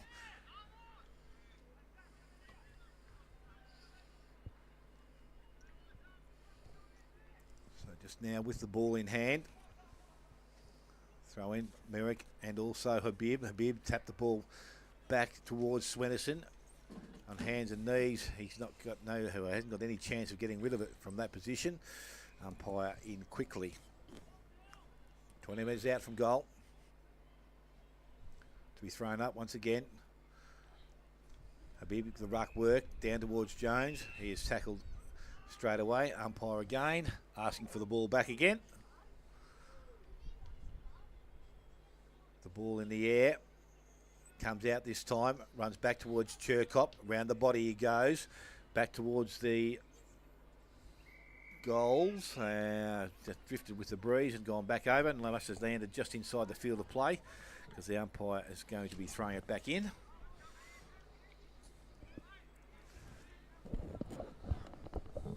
So, got the ball with umpire once again. Throw in was a little bit shallow, but it's come back into the hands there of Casey. Got the handball inside. Went back towards Yates and also Jewel. Yates emerges with it. Shrugged off a tackle. Tried to get the handball away. Oh, umpire said he's been incorrectly tackled and sling tackled towards the ground. So Jack Yates can go back and look at his first goal of the afternoon and will give the 16th goal to Belpost Hill if he is accurate enough. Yes, not a lot in it, but I guess it is the action, isn't it? Yeah, that's it. That's and especially from that height. Maybe the umpire felt the ground shudder as he hit the ground too, mate. So, hey, big man. So Jack Yates comes in, kicks that goal, starts Belpost Hill. It's going to be hung out to the left-hand side and through for a minor score to Belpost Hill. So it is 15 goals, 8. Now Belpost Hill, 5-13 to North Geelong, and we've gone just over 3 minutes. Morris Finance final quarter. With the hands now again, looks like Sammy Reynolds going to do the kicking in duties from full back. And Reynolds is going to come club room side. And umpire's going to say that he's going to be given a 50-metre penalty here. Obviously didn't wait till the umpire called play on before he went. So the ball now has just come out. It's going to be in the hands now of Sammy Reynolds. Reynolds plays on, kicks the ball in the middle of the ground. The ball's going to be turning over. Goes into the hands now, and Wilson has the ball. He wants to go long. He wants to go quick back into the forward line. Wilson out the back, into the hands of Jones. Went one way, then the other. Back inside again, goes right on the right boot, back towards the goal square. Mark taken, no. Ball comes to ground and is pushed through. Minor score, Belpost Hill. And we'll see them now to 15 goals 9. 5-13 North Geelong. 4 minutes gone, final quarter. Morris Finance. So just walked across the line there by Fisher. Sammy Reynolds got the ball now. He's going to be kicking it out from the square. Spotted Mitch Abib out here with 3 blokes on him, but he's still taken. Oh, no, has he paid that? He's paid that mark. I think he paid it as tunnelling almost, but he's either way. Mitch Bibb's got that kick, and it's just fallen short. The skills have been atrocious today. Henderson's gone for that, but it's been turned back in by Cherkop, and a fantastic mark taken down in the Goalpost Hill again, I think, forward line. Number 20, Zane Jones, I believe. So lining up here, just struggling with any kicking. North Geelong they've had a bad day for it. Just kicks falling short, handballs falling short. Another example there. Habib's kick just couldn't make his man, and quick turnover. Zane Jones now lines up 35 metres out from the goal square with Reynolds on the mark, so he'll put it straight over his head. Let's see if it makes it over the next one. It does not. It goes slightly to the right of the goal umpire, and it's going to go through for a point. We are 5 minutes into the Morris Finance final quarter. And as we get it brought back in, Sammy Reynolds is going to be the man again. Let's see if he'll come this side again. Undecisive. Here we go. He's gone a small kick out here now to Charlie Smith, who's played on straight away. He's gone far side now. Straight across to Fisher, I believe. He's put it on the hands.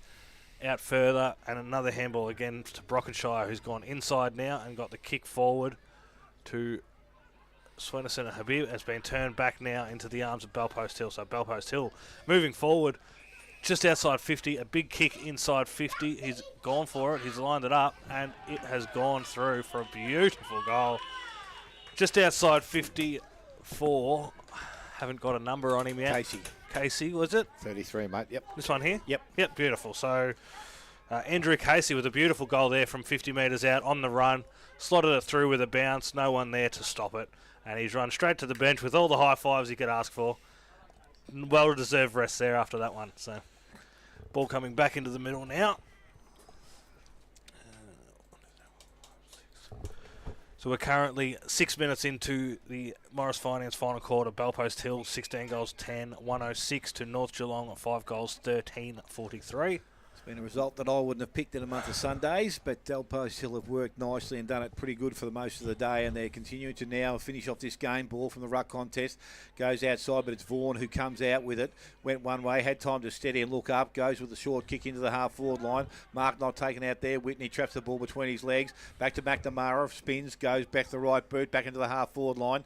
Norman comes out, didn't take it. It's Jones that went back and got it again. He was tackled, brought to ground, picked up by Yates. Handball goes back outside, ends up with Jones once again, and his little kick goes up as high as it went as long. Mark not taken out there by McDonald. Over the top of the ball, puts himself under a bit of pressure. Vaughan arrives. Ball numbers swarm, but a high tackle, and a free kick will go to Cooper Vaughan. So he is just inside defensive 50 now. North Geelong looking for options down the ground. As I said, there's some movement forward there by Bertucci, but not too much else. He's going to go to the far side and wing position. Des Noyes in front, spoiled from behind by Jones. He goes back and collects his own ball, kicks into the half-forward line. Cooper Vaughan trapped that nicely on the right hand, and the handball was intercepted. Now they have to work out at ground level, picked up out there by his brother. This is Zane Jones. Ball kicked long, back into the forward line, one-on-one contest. Mark not taken, but it has been touched and pushed through for a minor score. Belpost still now 16 goals 11. And we have gone 8 minutes final quarter. They lead North Geelong, who are 5 goals 3. Morris Finance final quarter scoreboard. So Cleary able to get the last second touch there to put that one over. And now Reynolds will be taking the kick out. He's spotted Habib pushing hard with the wind over to this side, just on 50, looking further up the ground. Jackson Jewell looks to be the target. Poor kick, turned over. Basically, again with the pick up there, it's gone forward to the Clancy Habib wrestle there. So we've got a push out, and Smith to Yates. It's wrapped back up by Swenison and Jones. Swenison gets the handball to Jewell. Looks at Habib, gets the slow handball there. goes forward, and then a kick out up the wing with a clearing fist by McNamara back to McNamara, picked up again by Yates and booted forward and over the line, going to be out of bounds on the full on the 50-metre mark of Bellpost Hill. So Zach Swenison now to take the kick out. No. Not out on the full, it seems. Was out of bounds on the full. Was absolutely. Unless it was touched, it was indicated it was touched. It was but I don't about think 2 it was. foot out of bounds on the full, but it's all right. We're going to have a throw in now. So instead, we're going to have Clancy and Habib now with the ruck. Clancy gets the win, but Desnoy gets to the clearance and boots it forward for North Geelong. So Fazio is going to be the first one to it, but beaten by the boundary line. Purcell just didn't quite get a hand to that contest there. But another toss in now with, looks to be Habib and 31 again of Clancy Mackay. So in she comes, up she goes. Clancy to Yates. Yates tackled hard by Desnoy and paid holding the ball. Very, very stiff, but it's the way it's been called. So North Geelong now with Charlie McDonald gets the handball to Swenison. Corral by Godwin gets a kick forward now to Purcell. Umpire's having another few words, but Purcell looks at his options forward, gets a nice little lead up, but kicks straight over the head of Luke Parker to his opponent. Going to go far side now to Baseley. Handball forward to Edwards, back to Baseley. No, past Baseley, but there he is now. 3 handballs later, he's got it back. Baseley's looked forward. He's been wrapped up, though, by North Geelong. Number 25 of Verschuren didn't quite get a hand to that one, so it's now just being argued about in the middle. Sammy Reynolds able to get the kick out only as far as Baseley. It's getting slippery too by the looks of it. Everyone's going down. Quick kick out, and then another quick forward into the forward 50, and a one-handed absolute ripper of a mark. Zane Jones. Taken 30 metres out by Zane Jones. That is a perler. One-handed, held up on the other one. It was a free kick or it was a mark. But now he's going to line up probably the 45 at about 30 metres out for what's this? He's kicked a few today. 3. So this will be number 4 for Zane Jones as he strolls his way in. The wind slowly dropping off, but still may have an effect. But not on this one. He's put it through. Goal umpire worked for it, but that one is number 4 for Zane Jones. We are now 12 minutes into the Morris Finance final quarter, and they're just starting to run away with it even further. North Geelong not able to slow this one down or keep them held up. So we'll get some scores for you in a moment once this clears up. It's going to be 5 goals 13, 43 North Geelong, 17 goals 11, 113 Bellpost Hill, 70 points at the moment, 12 minutes into the last. We've got Whitney and Merrick on this far side, so about to come on, make some impact. At the moment, we've got Clancy and Habib going for the ruck as we get the game underway. Ball in the air, and Habib didn't go for it. Clancy went for it, got the tap out to the back. But Habib's now run through and has been able to work on that clearance with Fazio, getting it forward, but unable to get clear contest. 29 of Henry Verschuren has been pushed in the back, I believe. And now getting the kick forward. Some instructions being screamed out from the boundary line. And now goes that kick forward. But it's taken by Bryce Brockenshire, not held. So we're going to have a contest here. Oh. All right, so we've got a high contact call against Zach Swenison as he got up off the ground. He's seems to have tapped young Felix Jones high, and he's had a free kick paid against. Felix Jones now with a big kick into the forward line, looking for his targets up there. Mackay, I believe, with a great set of hands. Had the crummers ready to go in case he couldn't, but he's wrapped that one up, and he's going to be kicking from about 45 out in this right wing side. Plenty of wind blowing, going to be very tough. Probably put it halfway to the left point and see what happens, Dale. Yes, mate. Just got to go for that last post. Just got to get the distance on it. And also, as I said, that bit of height up there. Long kick, never started that in the right spot. That's out of bounds on the full. Yeah. Never gave it any opportunity whatsoever there, unfortunately. So the ball over the boundary line out, and the full free kick will go to Cleary. Cleary now, he's got the ball and about just beside the behind post. He's going to transfer a play across the face of goal. Went to Brockenshire on the other point post. Come back to Cleary if he wants to. Undecided now. Puts himself under a little bit of pressure. Kicks the ball forward. Goes long outside forward 50. Up over the top. Fazio was a good jump at the contest. Took the mark. Played on. Went back inside to Jackson Jewell. Takes the mark. Runners inside. Goes back now. Uses Sam Reynolds. Reynolds now. Went back to the far side of the ground. And Desnoy back behind the players. Taking the mark and will play on. Goes long along the boundary line. We're looking towards Vaughan in front. Mark not taken. Handball comes over the top. Back to the hands there. Godwin got the handball back outside to Churcott. Went inside to McKay. It wasn't taken. Into the hands there of Habib. Got the handball outside. Intercepted there. Running through was Quinn. He couldn't pick the ball up. Umpire said a little bit high. It was a bit tough there, but again, the body over the ball. Look after the bloke going for it, and that was Semi Quinn. So Quinn now transfers play back to the far side of the ground. Space by himself. Dill Whitney kicks the ball round the boundary line into the hands of Bryans. Plays on. He wants to go long. He wants to go quick. Ball at the front, and the mark has been taken out there again. This time, Brockenshire, I think it is once again, plays on and brings the ball club room side. Mitchell Bibb in some space by himself. Just needs to keep the ball inside the field of play. Does so. Made it a little bit hard for himself because working hard at ground level was picked up basically. He tries to tap the ball over the boundary line. They've been able to keep the ball inside the field of play. North Geelong going back towards centre wing. Good work there by Bertucci. Needs to work pretty hard because he's a 3-on-1 situation there. Hands it off to Fazio. Back outside to Jewell. Jewell on the left boot. Goes into their forward line. Mark, will it be taken? No, it's not. Flacavento on hands and knees. Picked up by Fazio once again. John this time. Ball at ground level. Over the top. Held up. Umpire will come in and take possession of it. It's a half-forward line. North Geelong working up into that breeze.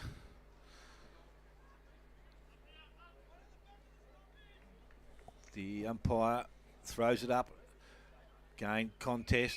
Luke Parker looks like he was protecting the space there. Looks like free kick's got to go to McNamara, so I'm not too sure why I'm not allowed to do that, but it's going to go back into the hands there of Whitney. Kicks the ball along the boundary line, had enough weight on it, into the hands of Norman. He looks back inside, goes towards Casey. Coming the other way, Reynolds took the ball out of his hands, went to Smith. Smith back to Casey.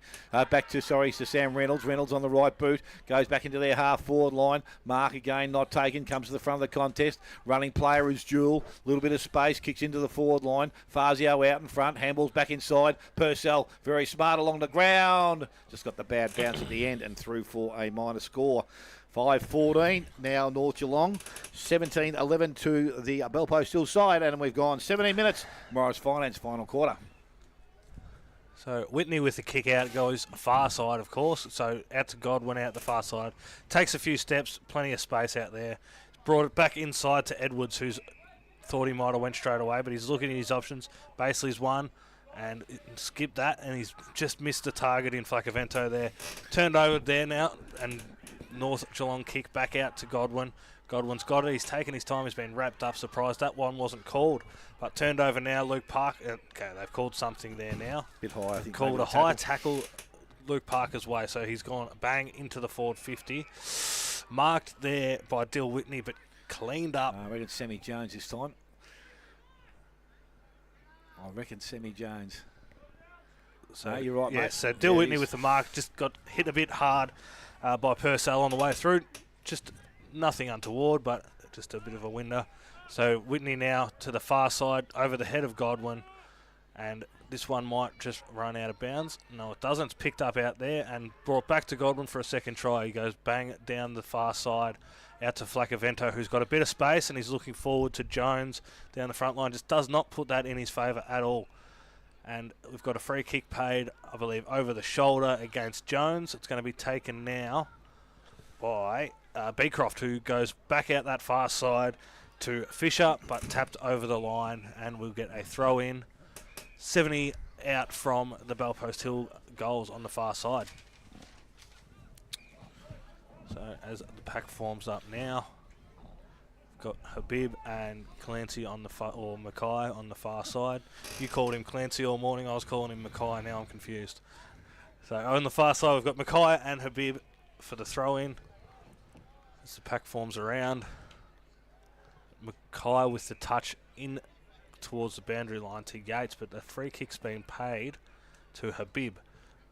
Not sure on what that one was for, but either way, Habib's gone the big kick straight into the middle towards Fazio at the Damien variety.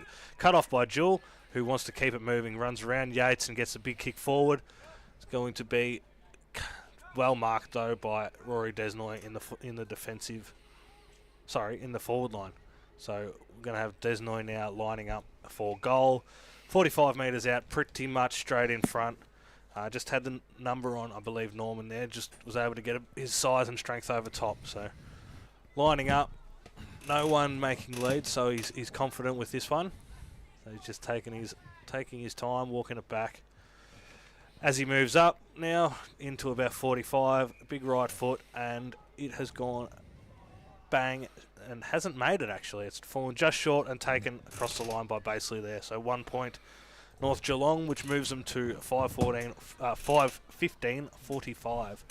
It's not great scoring. 17-11, 1-13 for Bellpost Hill. 20 minutes into the Morris Finance final quarter. We've got Basely now coming out of the goal square, I believe, or is it Quinn? It is Basely. It is Basely. It's coming out towards Yates and Whitney. Pushed through for Vishuran, but turned back towards North Melbourne with a bit of interest on that tackle from Yates towards young McDonald there. Wrapped him up quickly and gave him a bit extra for his work. We're going to have a throw up now with Mackay and Habib. Habib rucking since the second half of this game. Been wrapped up straight away. Umpire says, that's enough, boys. Hand it back to me. So we're going to go up again in the same spot. Same rucks, Habib and Mackay again. Up she goes. Mackay gets a solo run at that one out towards McDonald, who gets the kick forward now towards Bertucci, but cut off by Basely.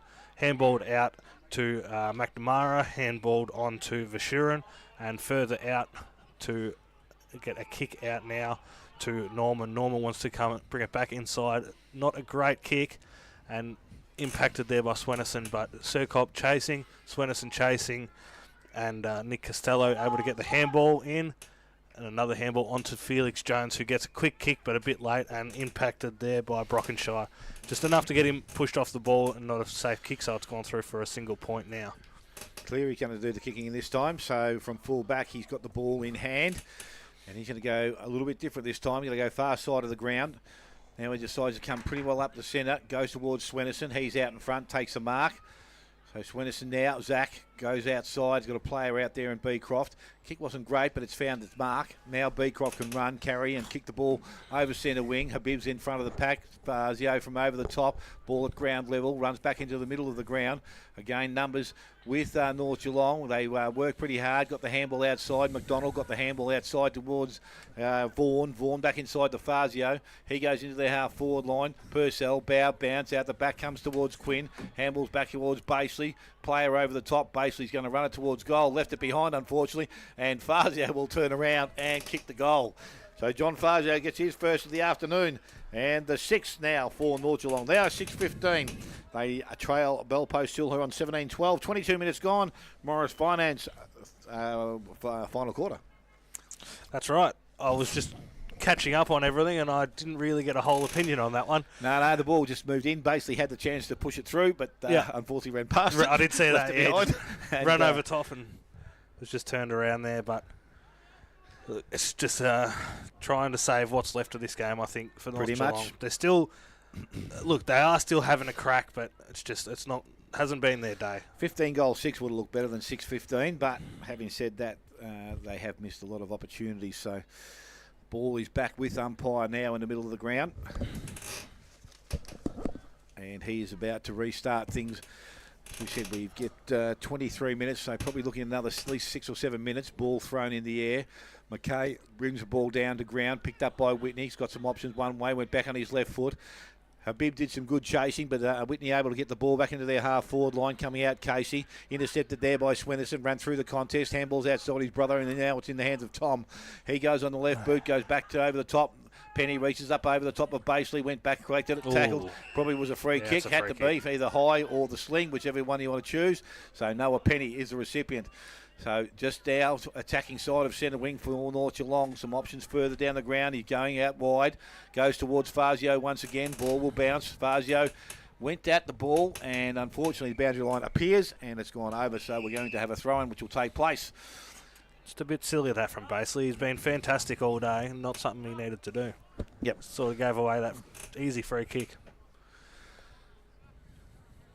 So umpire now with ball in hand. And it's thrown back in. Man doing the ruck work. Ball front of the contest. Picked up by Swennerson once again.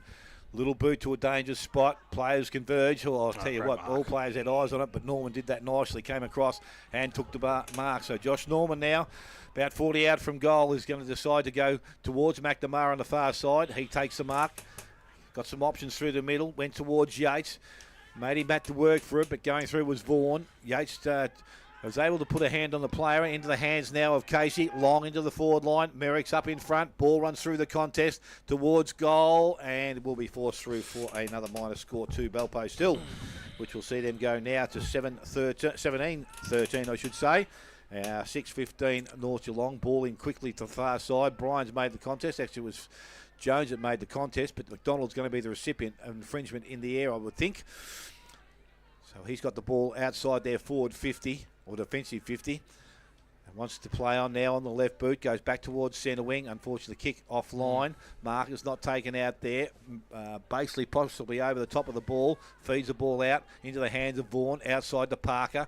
A player loose at the half-forward line, and that is Purcell. Runs and carries. Being chased down. Purcell runs inside 50. Nice looking kick. We'll find Jackson Jewell 20 metres out directly in front of goal.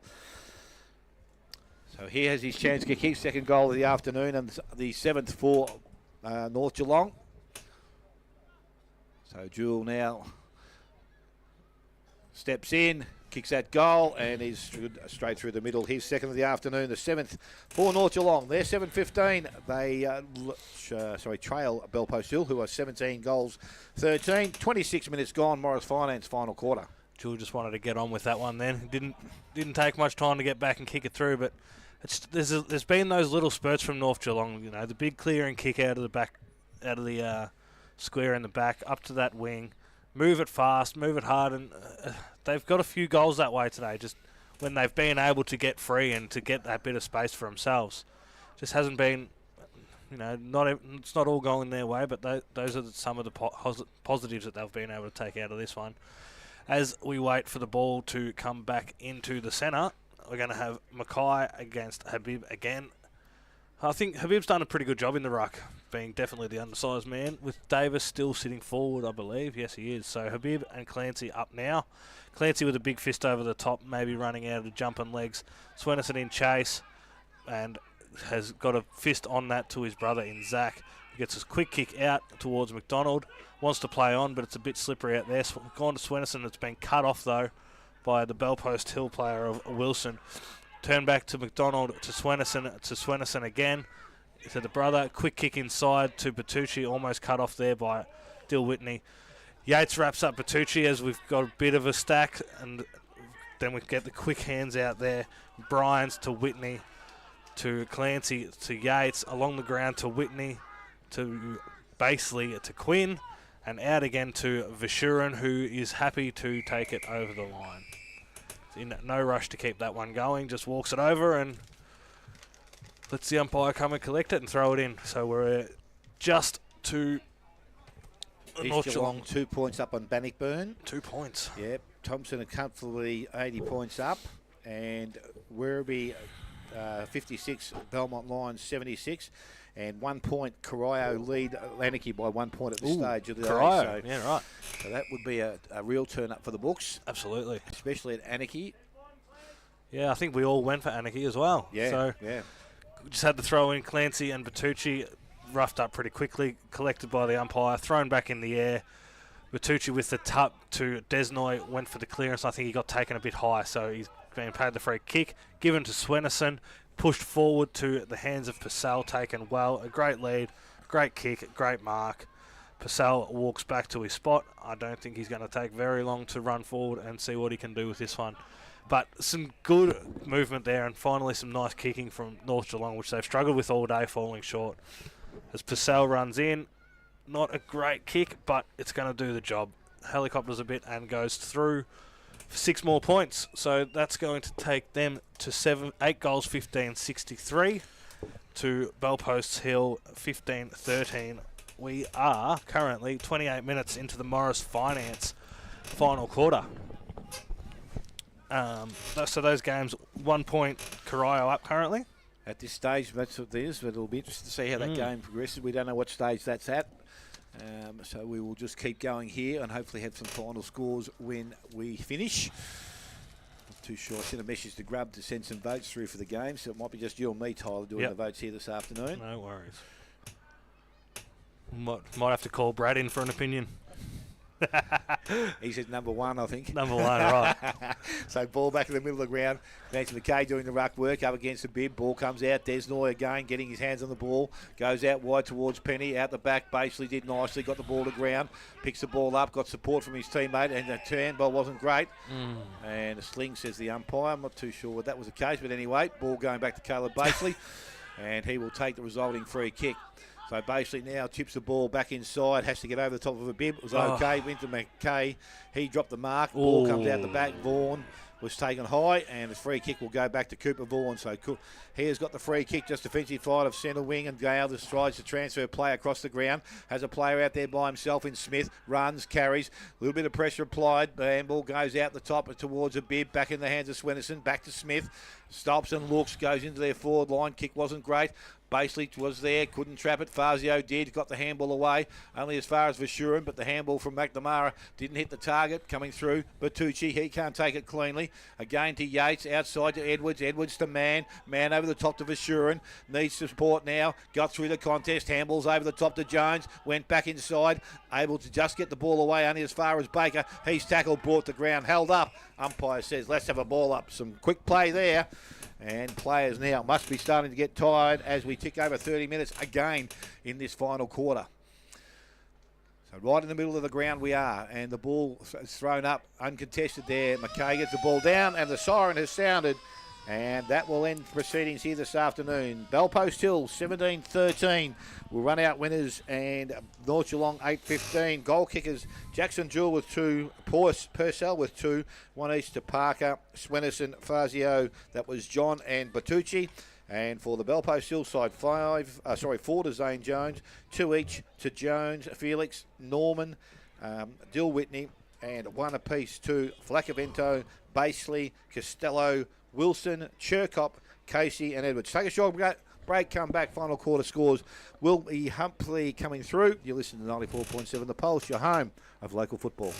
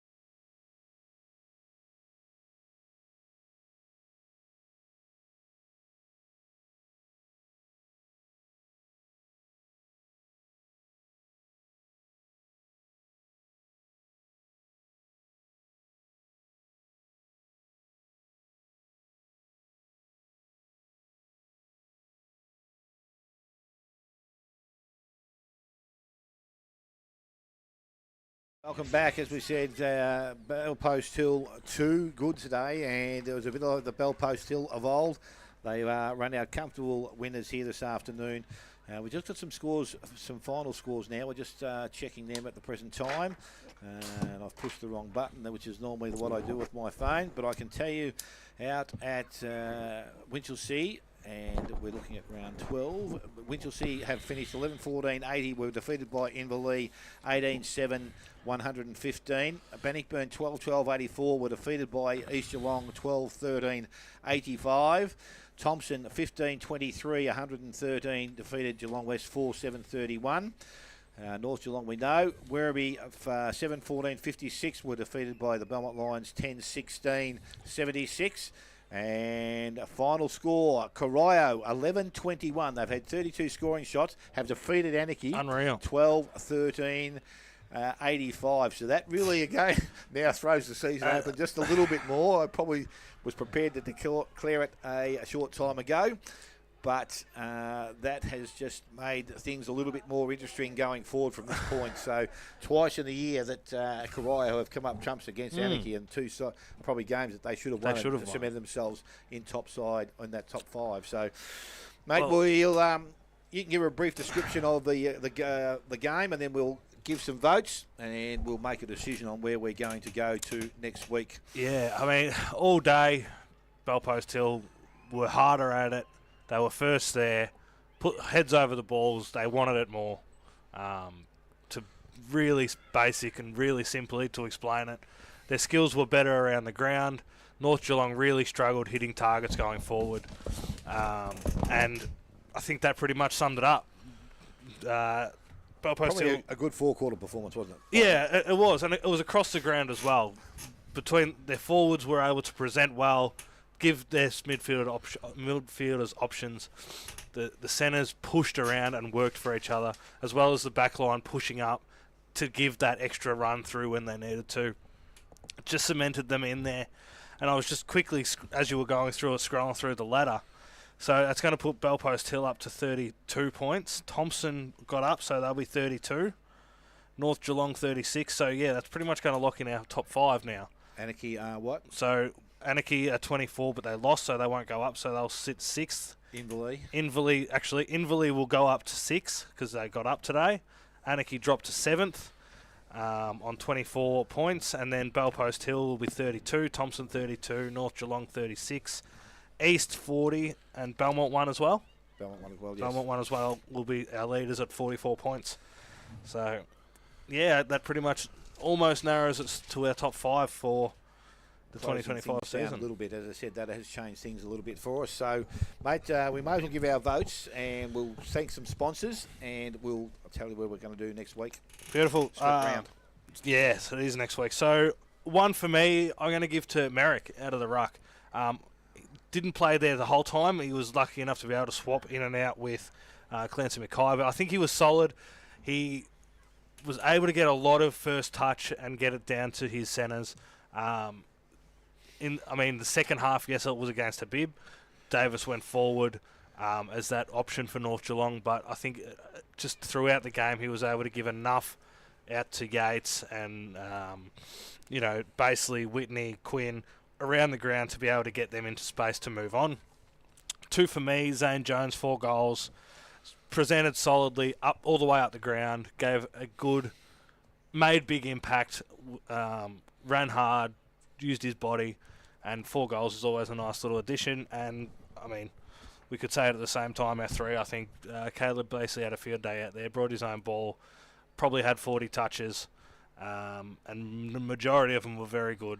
Worked hard, hit the contest hard, and just made an impact at every contest that he got to. Yep, I tend to agree pretty much with what you've said, but unusual that I don't get an opposition player into the best players, but today clearly Bell Post Hill with the margin and also the way they played the game. They probably just couldn't squeeze one of them into there. So I gave one vote to Jones, and I'm talking about Zane Jones. Between the two of them, they kicked 6 goals. They've added something to this side. As I said, they've had that pace. They've got a bit of energy up about them. But 4 goals was a really good effort. I thought Dylan Godwin was really good down defence. I know he did a lot of kicking in duties, but his just ability to win the possession of the ball, they need to win that early in the games in the heat of it. He was able to hold North Geelong up pretty well. Unfortunately, they didn't have their normal attacking structure that they would have liked to have had. They've changed that around after half time and kicked a few goals, but I agree, Caleb Basely, and I know people will be sitting back saying that you always pick him, but when a bloke can get possessions and rack them up like he does, he puts his body into positions he probably shouldn't. So sometimes a bit like Jack Yates, they just go no fear and they take everything that comes at them. So I gave my 3 votes to Caleb Basely. So no doubt Grubby will get on the phone very shortly and say that we're both idiots and don't know anything about footy or something like that.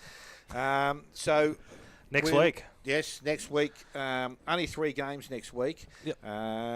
And I think from where we sit from now onwards, we're going to have to look, other than the Werribee game when there's a past players day, look at what we can see and teams playing in finals. I think there's none better next week than the Belmont Lions at 1, taking on the Thompson Football Club, and that's where we will be heading next Saturday. So for anyone that's wanting to be out and about, as I said, a split round, 3 games only. I know that Bannockburn have a bye. I'm not too sure who else. I imagine Inverleigh would be Inverleigh, Bannockburn. So it must be East Geelong and North Geelong must be having a bye. Bellpost Hill and Werribee. I think, so a split round, as I said, but we'll be definitely going to the Belmont Lions next Saturday to watch that contest. Sponsors, mate, if you've got them there I have got them there from last week. Thank you, as always, to our extremely important sponsors. Quarter by quarter, we've got Buckley's, Elders Insurance, P&R Foods, Morris Finance. Thank you for all your support. We also have Raiders Bingo, Kempy Engineering, Read the Play and Plays of the Day, of course. Routley's Bakery, the big men do fly for the Routley's Pie. Corio Bay Health Group, Connectel, Victory Trophies and Promoter Trophies. We also have, of course, the Hotham Hotel, the Yards and the Comnafine as all our major sponsors. We thank you very much, as we do every week. Any word from Grubby? No, he had Godwin and he had Basely also, so we're not too far away Makes from the mark sense. there. I think so that's pretty good. We can get that from Grub as well. So as I said, next week we are off to the Belmont Lions, and we thank all the boys here this afternoon. Tyler doing a spit roll here inside the box, but to Brad out there with his heater up around the camera work, I just don't know how we get to do it and stay so warm during a game of football. But good work again, mate. And as I said to everybody that's been listening to us this afternoon, we hope you've enjoyed the call. As I said, we've struggled through with some new faces and some blokes helping out just to get us through. And they've done a tremendous job. So to everybody, until we see you again next week, you've been listening to 94.7 The Pulse, your home of local football.